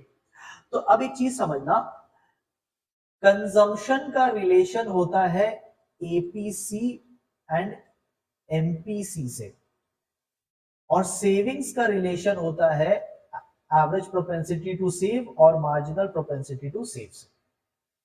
हमें इस क्वेश्चन में सेविंग्स गिवन है, सेविंग्स यानी ये वाला पार्ट गिवन है, निकालने दिया है एमपीसी। एमपीसी तो इधर आता है, कंजम्पशन के साथ आता है, और दूसरा बोला है एपीएस। एपीएस तो इसके साथ आता है, कोई दिक्कत नहीं है, एपीएस में तो कोई दिक्कत नहीं है, बिकॉज सेविंग्स हमें दी हुई है। तो we have savings in the question. तो देखो आप, मैं यही चीज बता रहा हूं कि मैं कैसे सम को प्लान आउट कर रहा हूं, वो मैं बता रहा हूं। तो माइंड किस तरीके से काम करना चाहिए वो मैं बता रहा हूं, ठीक है। सेविंग्स इज गिवन, और सेविंग से लिंक जो चीज है वो है एपीएस। तो ये इतना तो मैं कर सकता हूँ, एपीएस तो मैं निकाल ही सकता हूँ। एपीएस निकालने के लिए फॉर्मूला होता है APS is equal to savings by income. तो इनकम भी गिवन है, सेविंग्स भी गिवन है, चलिए डिवाइड करके निकाल लेते हैं। अगर आपको कैलकुलेशन थोड़ा वीक है तो कैलकुलेटर से कर लेना। Anything divided by zero is infinite, anything divided by 0 is infinite. Then minus 6 by 20 will be minus 0.3. 0 divided by anything is 0. Then 6 by 60 will be 0.1. अगर आपको डाउट है तो कैलकुलेटर पे कर लेना, ठीक है। तो ये तो हो गई। अब एमपीसी निकालना। एमपीसी आता है भाई, अलग फैमिली में बिलोंग करता है, वो कंजम्पशन की फैमिली में बिलोंग करता है, वो इसमें नहीं आता है, वो सेविंग्स के साथ नहीं आता है। तो अब एमपीसी कैसे निकाले, दो रास्ते हैं। देखो, इस चैप्टर को सॉल्व करने के बहुत सारे फॉर्मूले, आपको जो पहले माइंड में आ रहा है आप उसको यूज कर लो, समझ रहे हो। So whatever formula comes to your mind first, आप उस रास्ते से जाओ। मैं हो सकता है एक तरीके से सॉल्व करूंगा, आपको लगता है कि नहीं नहीं इससे बेटर तो एक दूसरा तरीका है, तो आप उस रास्ते से जाइए, कोई दिक्कत नहीं है। There are many ways to solve in this chapter. तो अभी एमपीसी का रिलेशन सी के साथ है। तो अब देखो, मैं एक काम कर सकता हूं कि मैं एक दूसरा कॉलम बनाऊंगा यहाँ पे सी का, मैं सी यहाँ पे कॉलम बना सकता हूं, और मैं सी के वैल्यू को फाइंड कर लूंगा।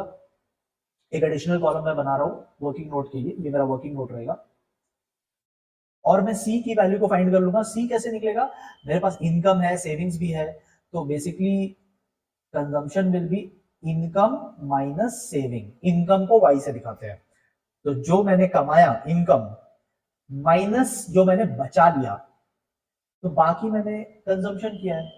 तो एक काम आप कर सकते हो कि कंजम्पशन निकाल लो, कंजम्पशन निकालने के बाद एमपीसी निकाल लो। तो चलो वो करके देखते हैं। सो 0 minus minus 12 will be plus 12, ठीक है, इनकम माइनस सेविंग्स कर रहा है। Then 20 minus minus 6 will be 26। We are deducting negative value, तो माइनस माइनस प्लस हो जा रहा है। 40 minus 0 will be 40 and 60 minus 6 will be 54। ठीक है, समझ गए?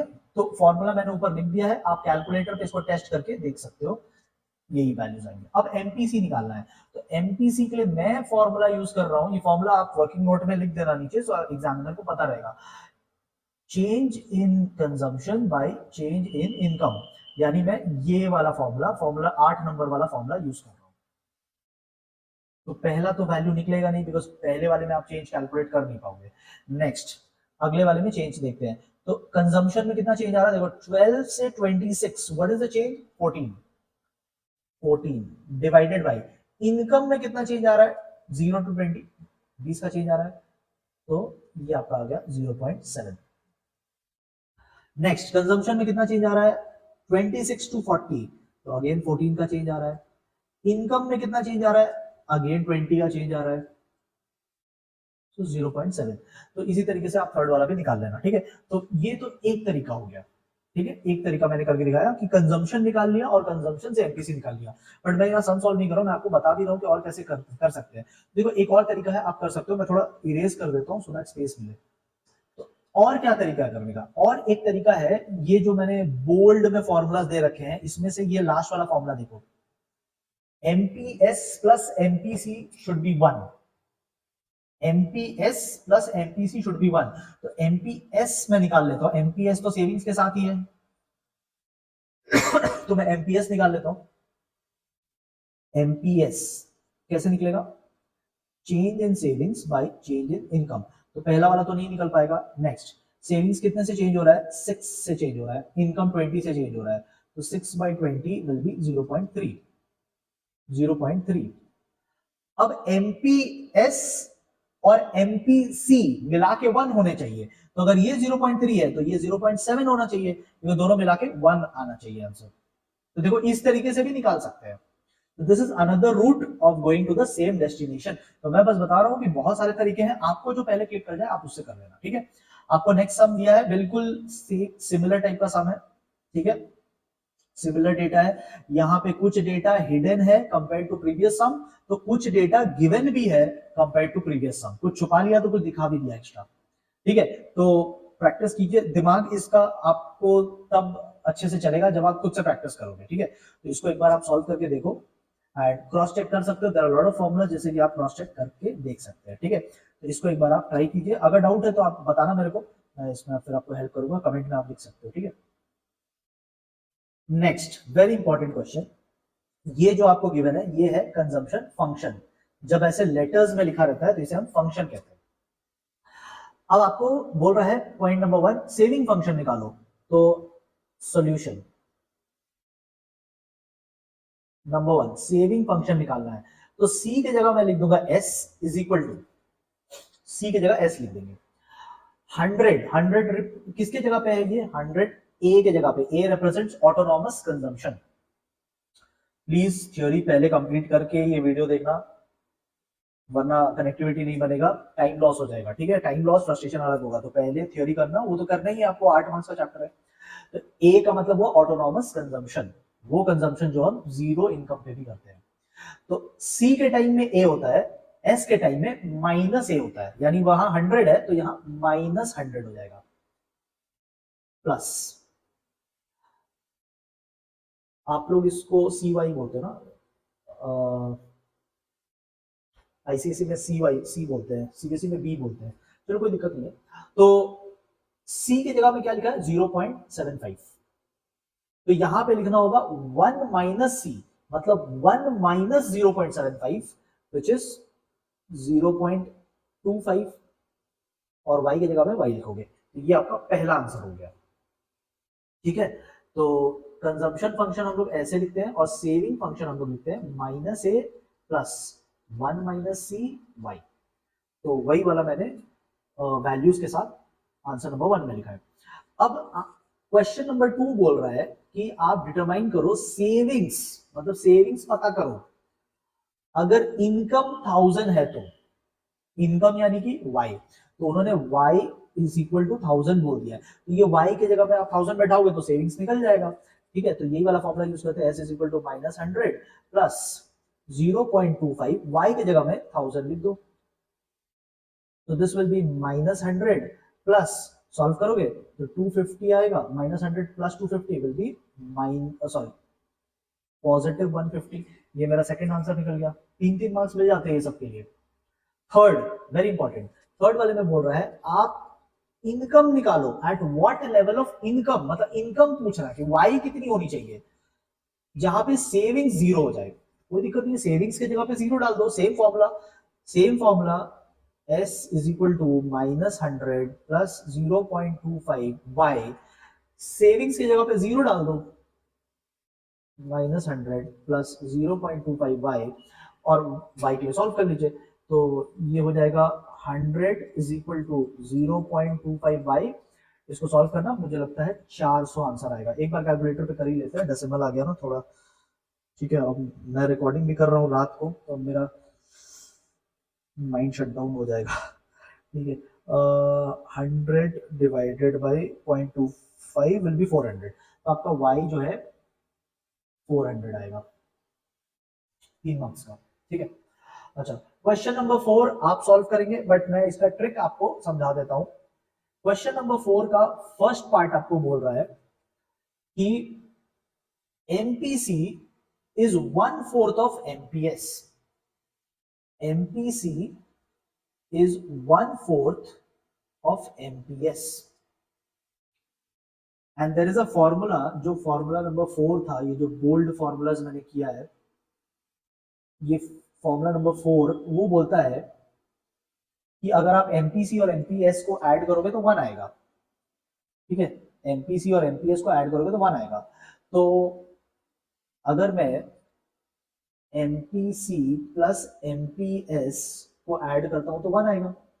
ठीक है, तो एमपीसी के जगह में क्या मैं 1/4 ऑफ एमपीएस लिख सकता हूं इस क्वेश्चन में? यस, एमपीसी की जगह I am writing 1/4 MPS plus MPS is equal to 1। अब आप इसको सॉल्व करोगे तो आपका एमपीएस निकल जाएगा। ठीक है, तो एलसीएम ले लेना, तो 5/4 MPS is equal to 1, cross multiply करोगे तो एमपीएस इज इक्वल टू 0.8 आ जाएगा। जब इसको सॉल्व करोगे तो 0.8 आ जाएगा, तो एमपीएस निकल गया। तो एमपीसी कितना होना चाहिए? 0.2, क्योंकि दोनों ऐड करने से तो 1 आने चाहिए। ठीक है, तो ये हो जाएगा 0.2। तो ये दोनों वैल्यूज मिल गए। अब आपको निकालना है कंजम्पशन फंक्शन, सेविंग फंक्शन। ठीक है, आपको बता दिया है consumption at zero income is 50। Consumption at zero income मतलब ये ऑटोनॉमस कंजम्पशन बता दिया है, ऑटोनॉमस कंजम्पशन बता दिया। एमपीसी एमपीएस मैंने निकाल दिया, आपको खाली सजाना है आप और आंसर निकालना है। ठीक है, तो ये हमारा पहला part complete. Now next part, equilibrium. अब इक्विलिब्रियम जब क्वेश्चन में मेंशन रहता है तो आप दो फॉर्मूलाज यूज कर सकते हो। ध्यान रहे, ये दो फॉर्मूला तभी यूज करना है जब इक्विलिब्रियम क्वेश्चन में मेंशन हो। पहला फॉर्मूला है AD is equal to S, यानी aggregate demand is equal to aggregate supply, वो इक्विलिब्रियम में होता है। और सेकंड फॉर्मूला है investment is equal to savings. ये दो फॉर्मूला कभी नहीं यूज करना, ओनली इक्विलिब्रियम में यूज करना। अभी मैं एक सम सॉल्व करके दिखाता हूं, नेक्स्ट सम सिमिलर है, वो आप सॉल्व करेंगे। आपके लिए आंसर मैंने दे दिया है, आप सॉल्व करके चेक करोगे। तो क्वेश्चन नंबर 5 पे थोड़ा ध्यान देना। सबसे पहले आपको कंजम्पशन फंक्शन गिवन है। ठीक है, कंजम्पशन फंक्शन गिवन है और आपको बता रहा है सी का मतलब क्या है, वाई का मतलब क्या है। ठीक है, वो आपको ऐसे भी पता है। Investment is 2000, investment is 2000। आपको बोल रहा है equilibrium level of national income बताओ, मतलब वाई फाइंड करके बताओ कि वाई क्या होगा। अब कैसे निकालेंगे वाई? तो देखो ऐसा है कि अब दो ही फॉर्मूला हम लोग यूज कर सकते हैं। यहाँ पे इक्विलिब्रियम वर्ड मेंशन कर दिया पॉइंट नंबर 1, इक्विलिब्रियम वर्ड, मतलब now I am eligible to use these two formulas. और ये हिंट भी है कि आपको ये दो फॉर्मूला अब यूज करने की तैयारी कर लेनी चाहिए। ठीक है, तो मैं सोल्यूशन पार्ट 1 का कर रहा हूं। ठीक है, सोल्यूशन पार्ट 1। तो मैं क्या बोलता हूं कि इन्वेस्टमेंट की वैल्यू तो गिवन है, इन्वेस्टमेंट इज 2000। तो इक्विलिब्रियम पे, at equilibrium, can I say I is equal to S? और अगर I 2000 है गिवन है, तो S भी तो 2000 ही होगा, S भी 2000 होगा। अच्छा, क्या हम लोग C को S में कन्वर्ट कर सकते हैं? C का जो कंजम्पशन फंक्शन है, क्या इस कंजम्पशन फंक्शन को मैं S में कन्वर्ट कर सकता हूं? यस, अभी तो ऊपर सम में हमने किया था। तो ये हो जाएगा -50 plus 1 minus 0.5 will remain 0.5 Y. अब इस फॉर्मूला में मैं S का जो वैल्यू यहाँ पे 2000 हमने पकड़ा, तो वो सब्स्टिट्यूट कर देंगे। I put 2000 instead of S। 2000 is equal to -50 plus 0.5 Y. ये -50 उधर जाएगा तो प्लस हो जाएगा। सो 2050 divided by 0.5 is equal to y, which I think should be 4100. तो y should be 4100। एक बार फिर भी कैलकुलेटर पे कर लेते हैं, वैसे भरोसा तो है बट कर लेते हैं। डेसिमल में मैं एक बार कर लेता हूँ, ठीक है। सो 2050 डिवाइडेड बाई 0.5, यस करेक्ट है, ठीक है, एकदम करेक्ट है। And next number 2, what they are saying, number 2 बोल रहे कंजम्पशन बताओ at equilibrium level of income. तो ये मेरा इक्विलिब्रियम लेवल ऑफ इनकम है जो मैंने निकाला, ये इक्विलिब्रियम लेवल ऑफ इनकम है। तो इसमें कंजम्पशन कितना होगा? ये तो कंजम्पशन का फॉर्मूला पहले ही दिया है क्वेश्चन में, तो बस y के जगह आप 4100 लिख दो।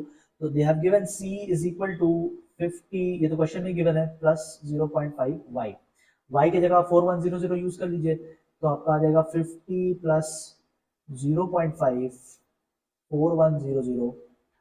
तो दिस विल बी 50 प्लस 2050 और 2100। ठीक है, 2100 क्रॉस चेक मैंने कर लिया, ठीक है, वो मेंटली मैंने कर लिया कि income should be equal to consumption plus savings. तो इनकम 4100 आ रहा है ना, 4100, कंजम्पशन मैंने अभी निकाला 2100, और एस यहाँ पे मिल गया था ना 2000, तो वो मैंने मेंटली चेक कर लिया था। ठीक है, सही है, सही है। अगला वाला का आंसर गिवन है, आप एक बार ट्राई करके देखो। Next question number 7, investment find करने बोल रहा है। ठीक है, इन्वेस्टमेंट फाइंड करने बोल रहा है, और यहाँ पे इक्विलिब्रियम वर्ड भी मेंशन है। तो इक्विलिब्रियम वर्ड आ गया, मतलब मैं दो फॉर्मूला यूज कर सकता हूँ, AD is equal to S and I is equal to S. तो यहाँ तो आई से रिलेटेड क्वेश्चन है, तो मैं I is equal to S formula use करूंगा। तो आई कितना आएगा? जितना एस होगा उतना ही आई आएगा। एस निकाल सकते हैं, जो क्वेश्चन में डिटेल गिवन है उससे एस तो बना ही सकते हैं, सेविंग फंक्शन। सेविंग फंक्शन क्या होगा? माइनस ऑटोनोमस कंजम्पशन, यानी ये consumption at zero income is minus autonomous consumption, plus MPC given है, सेविंग्स वाले में एमपीएस लेते हैं। तो अगर 0.7 गिवन है, मैं 1 माइनस 0.7 यानी 0.3 लूंगा। ठीक है, फॉर्मूलास प्लीज याद करिएगा। ओके, और income, in equilibrium income given है 500। ठीक है, तो 500, बहुत सिंपल सा सम था। सो -50 प्लस ये 150 आ जाएगा और 100। सो एस 100 आया है, सो इक्विलिब्रियम में I will also be equal to S which is 100। तो आई की वैल्यू 100 आएगी। ठीक है, तो दिस इज द क्वेश्चन। ठीक है, last part of this chapter is related to multiplier. Multiplier बहुत इंपॉर्टेंट कॉन्सेप्ट है, उसमें से थियोरी क्वेश्चन भी बनते हैं। तो वो सब तो आप उधर कर लेना। न्यूमेरिकल पॉइंट ऑफ व्यू से देयर आर 3 फॉर्मूलाज, और 3 फॉर्मूलाज पे बेस्ड मैंने 2 क्वेश्चन बनाए हैं, एक मैं करूंगा, दूसरे का मैंने आंसर दे दिया है, आप प्रैक्टिस कीजिएगा। तो आओ देखो कैसे करते हैं। So in an economy actual level of income is 500, तो y इज 500। एक्चुअल बोल रहा मतलब अभी रियल में यही है। Whereas full employment level of income is 800 crore, मतलब बढ़ा करके 800 तक भी जा सकते हैं, ठीक है। तो वो फुल एम्प्लॉयमेंट जब हो जाएगा ना, जब हम लोग फुल कैपेसिटी पे काम करेंगे तो 800 तक जा सकते हैं, अभी हम लोग 500 पे पर है, मतलब 300 और ग्रो कर सकते हैं। MPC is 0.75।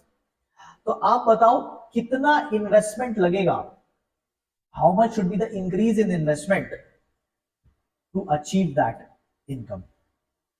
तो हम लोग करेंटली 500 पे है, ये आप समझ पाए। तो राइट नाउ अगर इनकम की बात करें, if we talk about income, जिसको हम लोग y से डिनोट कर रहे हैं, तो वो इनकम है हमारा 500, बट इस इनकम को हम लोग 800 तक लेकर जा सकते हैं। इसका मतलब ग्रो कितना से कर सकते हैं, 300 से ग्रो कर सकते हैं, ठीक है, 300 से ग्रो कर सकते हैं। तो आप देखोगे first formula K is equal to change in income by change in investment. तो इससे आपका चेंज इन इन्वेस्टमेंट निकल जाएगा, ये जो इंक्रीज इन इन्वेस्टमेंट बोल रहे हैं ना फाइंड कर रहे हैं, ये निकल जाएगा। बट इसके लिए तो मुझे K की भी वैल्यू लगेगी, अभी मेरे पास K की वैल्यू है नहीं।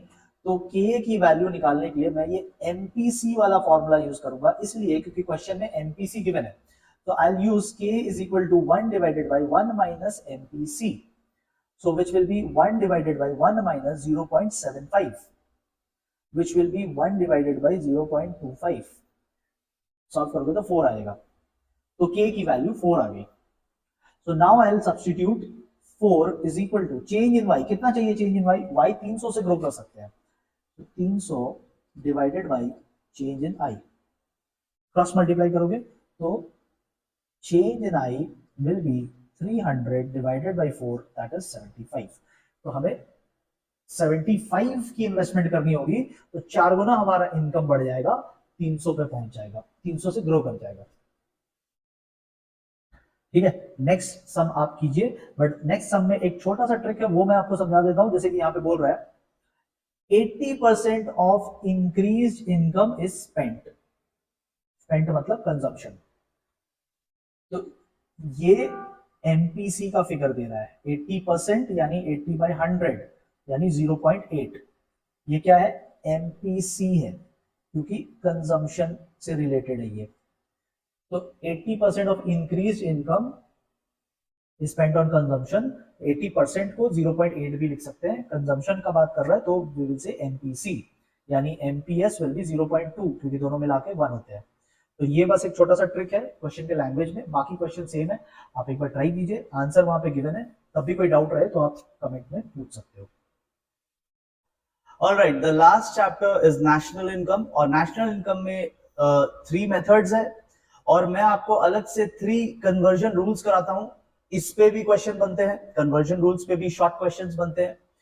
अगर शॉर्ट नहीं भी बना तो लॉन्ग क्वेश्चन में तो ये मिक्स होके आएगा ही। तो 3 कन्वर्जन रूल्स मैं एक बार आपको जल्दी से समझा देता हूं। पहला रूल है कि आपको ग्रॉस वैल्यू चाहिए। तो ग्रॉस वैल्यू कैसे निकालते हैं, ग्रॉस का मतलब होता है total value of assets.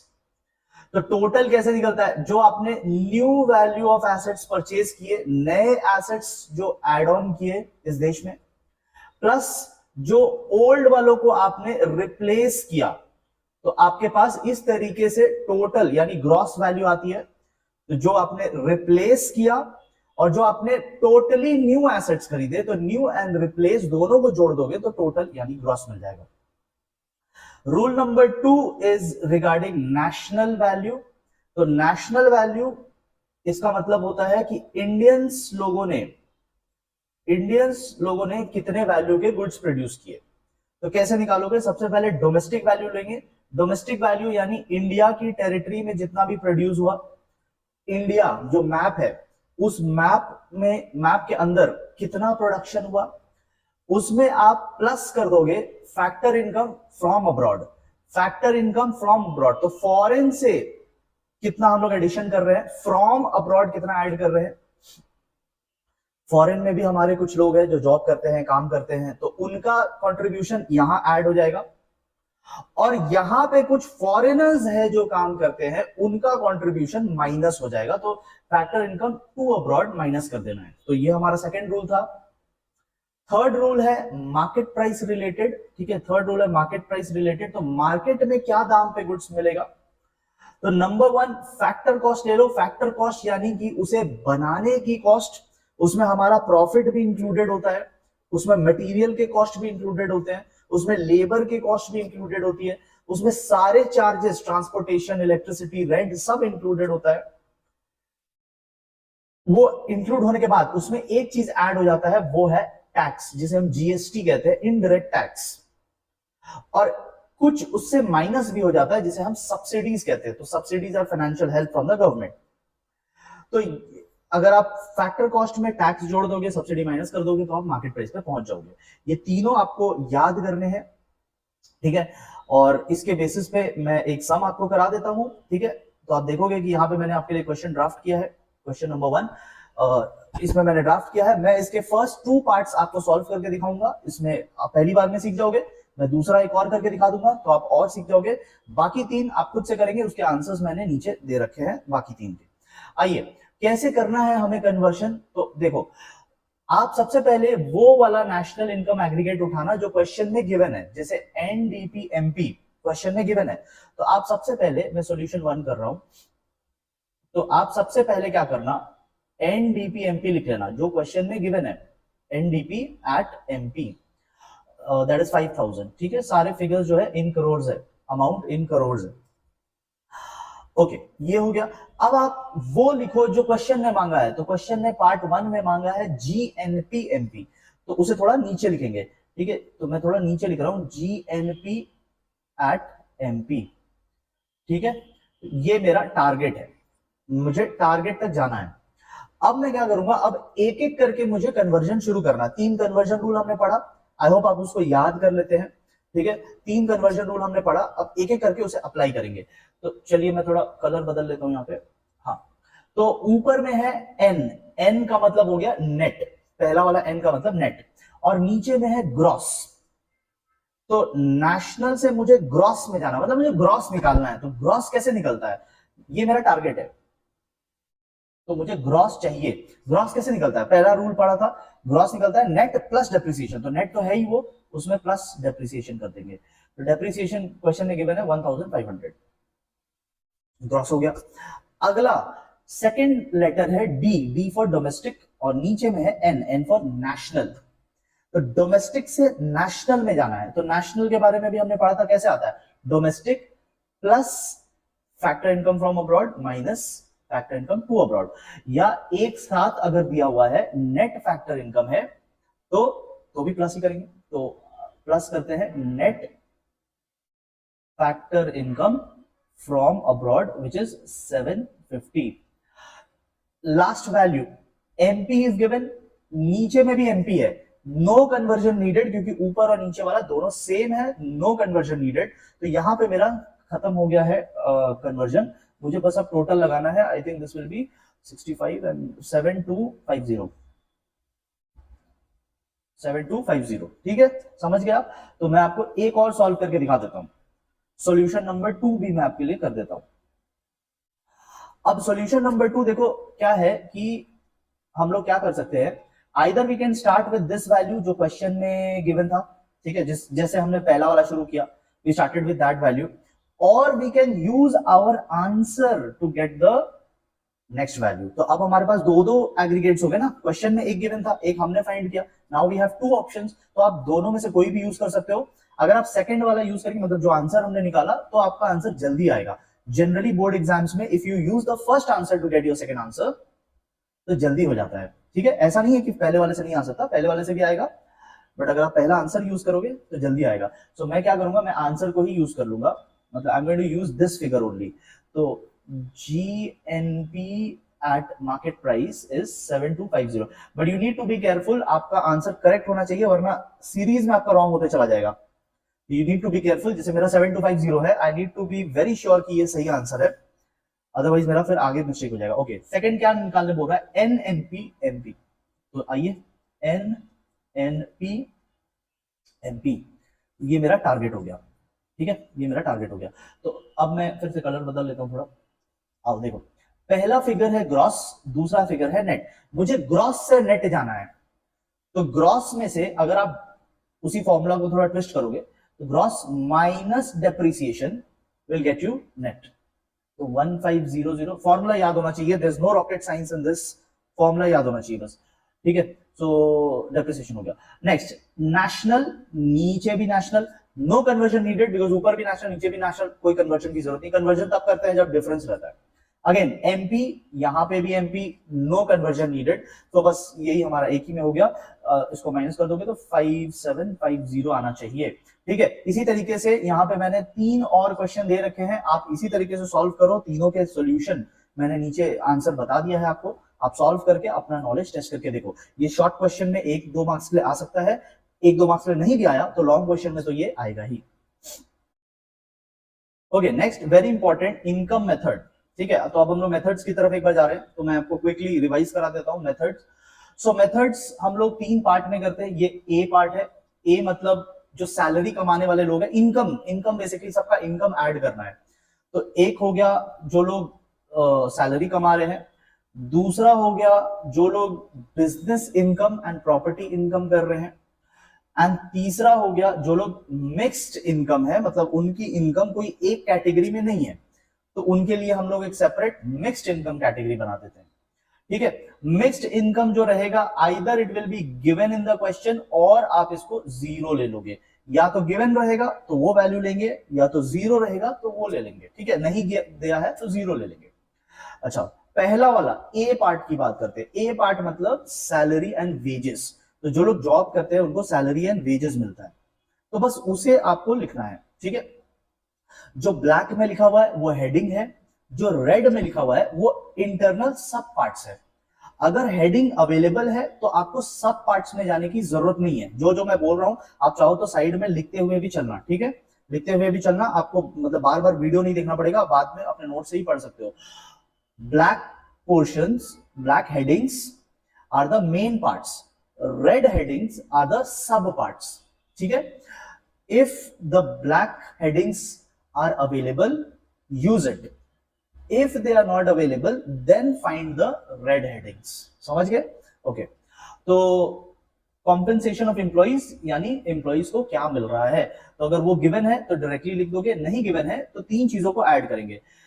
Number 1 पैसा कितना मिला, नंबर 2 काइंड, काइंड यानी कि फैसिलिटी कितनी मिली। सरकारी वर्कर्स को देखो, उनको बंगलो मिलता है रहने के लिए, उनको गाड़ी की सेवाएं मिलती है रहने के लिए। जैसे एसबीआई का जो चेयरमैन है, तो एसबीआई के चेयरमैन को सरकार घर देती है, बिजली फ्री देती है, उनको गाड़ी देती है आने जाने के लिए, तो ये सब क्या है, ये सब फैसिलिटी है। तो पैसा भी मिल सकता है, फैसिलिटी भी मिल सकता है।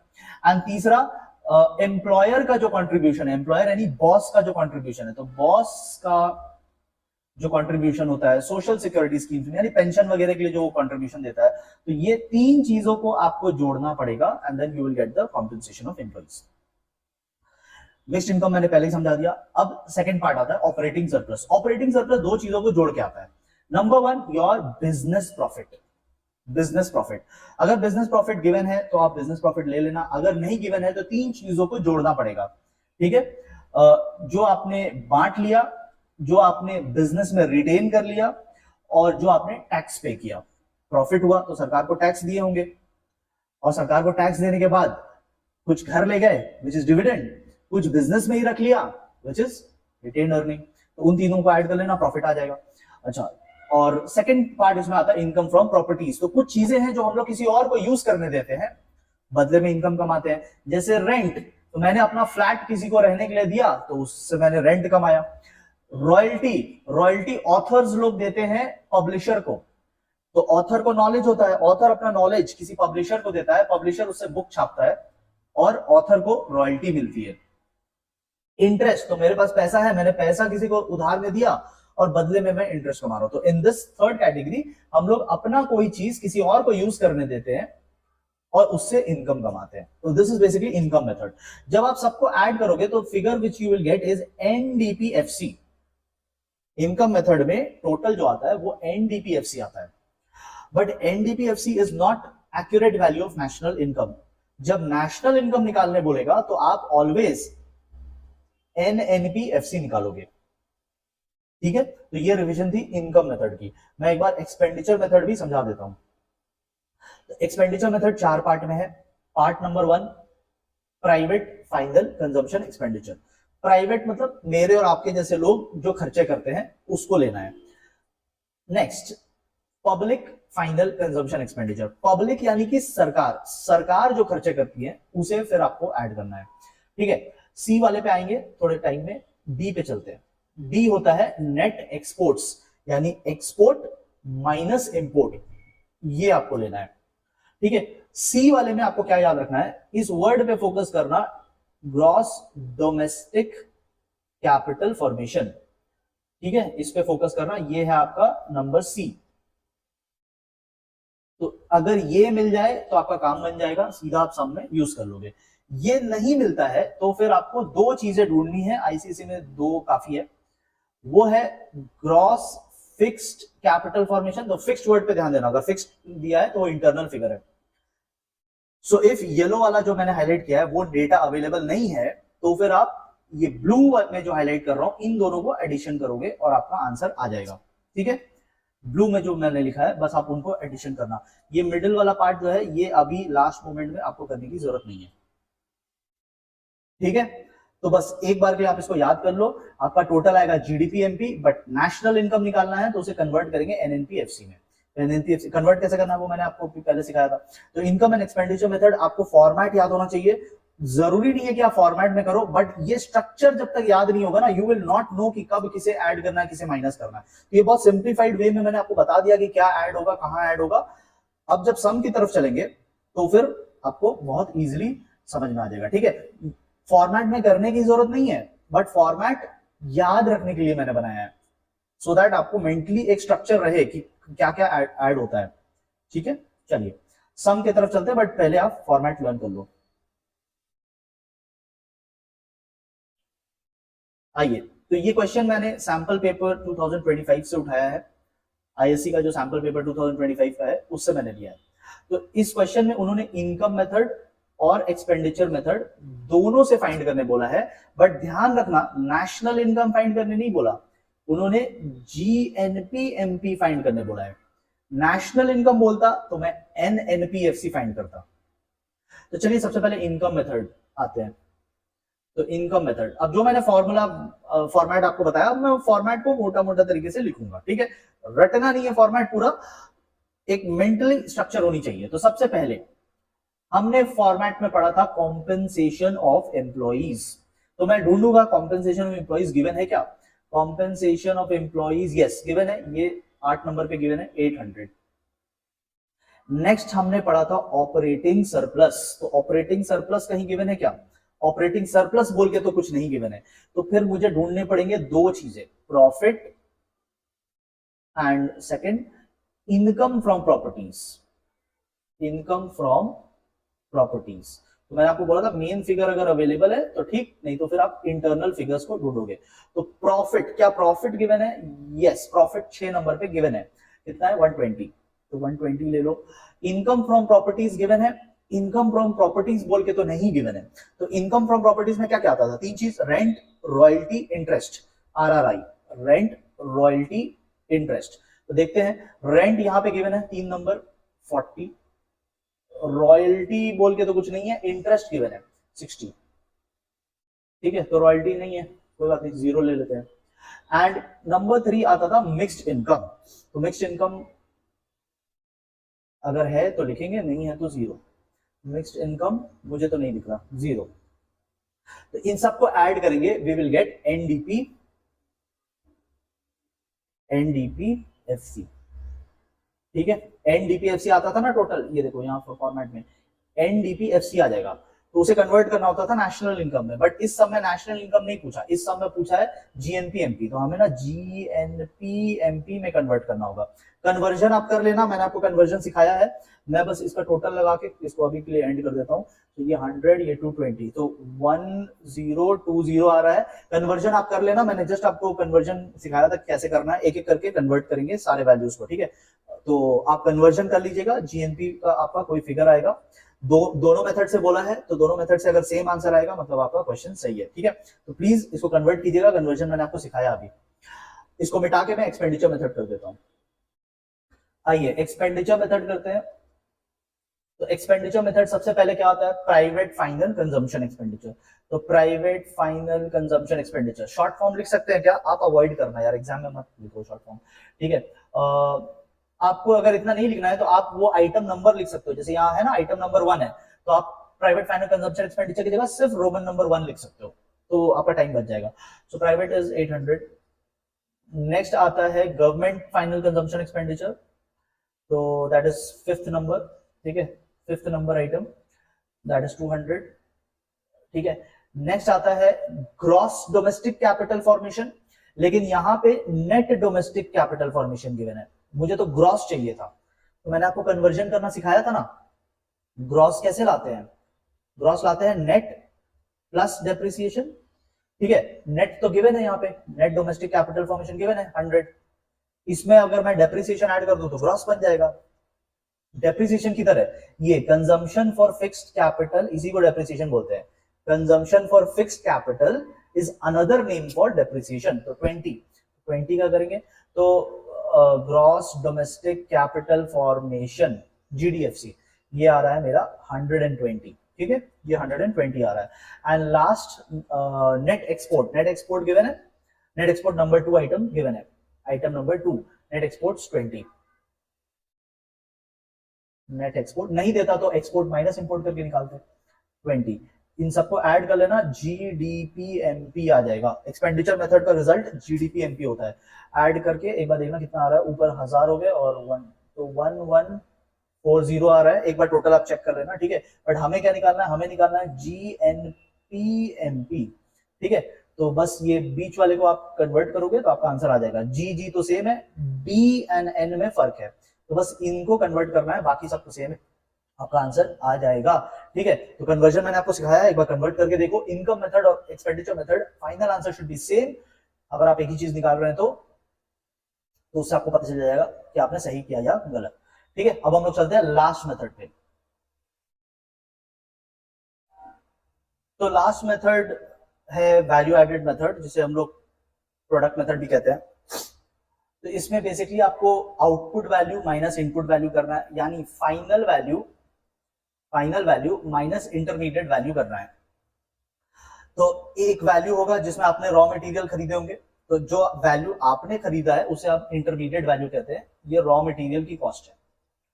और एक वैल्यू होगा जिसमें आप गुड्स को बेच रहे हो, रॉ मटेरियल लेके कुछ बना के फिर बेच रहे हो, तो उसे हम फिक्स्ड गुड्स, फिनिश गुड्स की कॉस्ट कहेंगे। इन दोनों का जो डिफरेंस है वो है आपका वैल्यू एडिशन। जैसे आपने लकड़ियां खरीदी और लकड़ियों से आपने चेयर बनाया और चेयर बना के आपने बेचा, तो लकड़ियां आपने खरीदी थी लेट्स से 500 रुपीज की, चेयर बना के आपने बेचा 1200 रुपीज का, तो आपने एडिशन कितना किया, 700 रुपए का। तो वही है बेसिकली, जब आप ये करते हो तो आप ग्रॉस वैल्यू एडेड निकाल लेते हो एक सेलर के लिए, और ऐसे ही अगर आपने सारे सेलर्स के लिए ऐड कर दिए तो वो जीडीपी एमपी बन जाएगा। फिर जीडीपी एमपी को कन्वर्ट कर देना है, ठीक है। जैसे कि देखो हम लोग एक क्वेश्चन करके देखते हैं तो बेटर समझ में आएगा। अच्छा, before we do the question, output value कैसे निकलेगा, आउटपुट वैल्यू अगर क्वेश्चन में नहीं गिवन है तो कैसे निकालेंगे। आप टोटल सेल्स ले लेना, देखो आपको सोचना है कि आपने टोटल कितना आउटपुट बनाया, तो आपका आउटपुट 3 कैटेगरीज में होता है।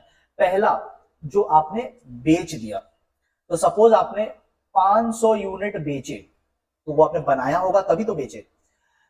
दूसरा, जो आपके गोडाउन में स्टॉक बढ़ गया, इसे क्लोजिंग माइनस ओपनिंग करके निकालते हैं, ठीक है। जैसे कि मेरा क्लोजिंग स्टॉक है 700 और पहले से ओपनिंग था 600, तो मैंने एक्स्ट्रा कितना बनाया होगा, जरूर मैंने 100 यूनिट और बनाए होंगे, ठीक है। 600 पहले से था ओपनिंग और अब देखता हूं 700 हो गया, तो 600 से 700 कैसे हो गया, मैंने 100 बनाया होगा तभी तो हुआ, तो चेंज इन स्टॉक लेना है। और कुछ मैं घर भी ले गया था, मैं घर कितना ले गया था, 50 यूनिट में घर ले गया था, तो इसका मतलब मैंने 50 यूनिट और बनाए हैं, तो 500 मैंने बेचा, 100 मैंने गोडाउन में रखे, 50 में घर ले गया, तो तीनों को जब आप ऐड करेंगे तो आपका टोटल आउटपुट निकल जाएगा कि आपने 650 बनाया है इस साल। क्लियर है? ओके। इंटरमीडिएट वैल्यू कैसे निकालोगे? सिर्फ एक चीज लेना है, टोटल परचेज। हाँ, सेल और परचेज लेने टाइम आपको सारे सेल सारे परचेज लेने हैं, चाहे आपने इस देश में डोमेस्टिकली किया हो या आपने फॉरेन से इंपोर्ट एक्सपोर्ट किया हो, सब कुछ लेना है। एक बार इसको गो थ्रू करो, जो मैंने आपको फॉर्मूला दिया है उसको एक बार पढ़ो, उसके बाद हम लोग सम पे चलते हैं। तो आइए अब हम लोग इस सम को सॉल्व करते हैं। अब जैसा कि मैंने बोला, एक सेलर के लिए पहले जीवीए निकालेंगे। तो इस क्वेश्चन को अगर आप पढ़ोगे तो यहाँ दो सेलर है, ए एंड बी। तो मैं पहले ए के लिए कैलकुलेशंस करता हूं, ए का जीवीए निकालता हूं, ग्रॉस वैल्यू एडेड, फिर बी का जीवीए निकालेंगे और दोनों को एड अप कर देंगे। एड अप करने से जीडीपीएमपी आ जाएगा। ठीक है, तो हमें क्वेश्चन में पहले बोला वैल्यू एडेड निकालो, वैल्यू एडेड मतलब ग्रॉस वैल्यू एडेड। तो ए और बी का निकालो, तो चलो ए का निकालते हैं। तो ए की आउटपुट क्या होगी? ए की output sales done by A, that is output. उसके बाद चेंज इन स्टॉक, ए का चेंज इन स्टॉक ले लेना है। और ए कुछ घर लेके गया है क्या? घर लेके तो नहीं गया है, तो दो चीजें लेंगे, वो आउटपुट हो जाएगी। तो ए का output value will be sales which is 500 plus change in stock which is 20, तो 520 आएगा। माइनस करना है इनपुट वैल्यू से, इनपुट वैल्यू यानी जो परचेज किया उसने, तो परचेज भी गिवन है 320, तो इनपुट वैल्यू हो गई 320, तो उसका वैल्यू एडिशन हुआ या फिर ग्रॉस वैल्यू एडिशन हुआ 200। ए का जीवीए 200 आ गया। सिमिलरली बी का भी कर लेते हैं। बी की आउटपुट वैल्यू, इसको ना रेड कलर से कर लेते हैं तो पता चलेगा। ठीक है, तो बी ने गवर्नमेंट को बेचा, पहले पॉइंट में बोल रहा था गवर्नमेंट को बेचो या किसी को भी बेचो, बेचने से मतलब है। ठीक है, गवर्नमेंट को बेचा। और नंबर 3 में हाउस होल्ड को बेचा। हाउस होल्ड मतलब मेरे और आपके जैसे लोगों को बेचा। तो गवर्नमेंट को बेचा है 100, हमारे जैसे लोगों को बेचा है 350, तो टोटल उसने बेचा है 450, इतना का बेचा। Change in stock, change in stock यहाँ पे गिवन है बट डायरेक्टली नहीं गिवन है, ओपनिंग क्लोजिंग करके गिवन है। तो क्लोजिंग माइनस ओपनिंग करोगे, मैंने आपको फॉर्मूला ऊपर लिख के दिया है, क्लोजिंग माइनस ओपनिंग करोगे तो क्लोजिंग इज 40, माइनस ओपनिंग करोगे तो 10 का आ रहा है।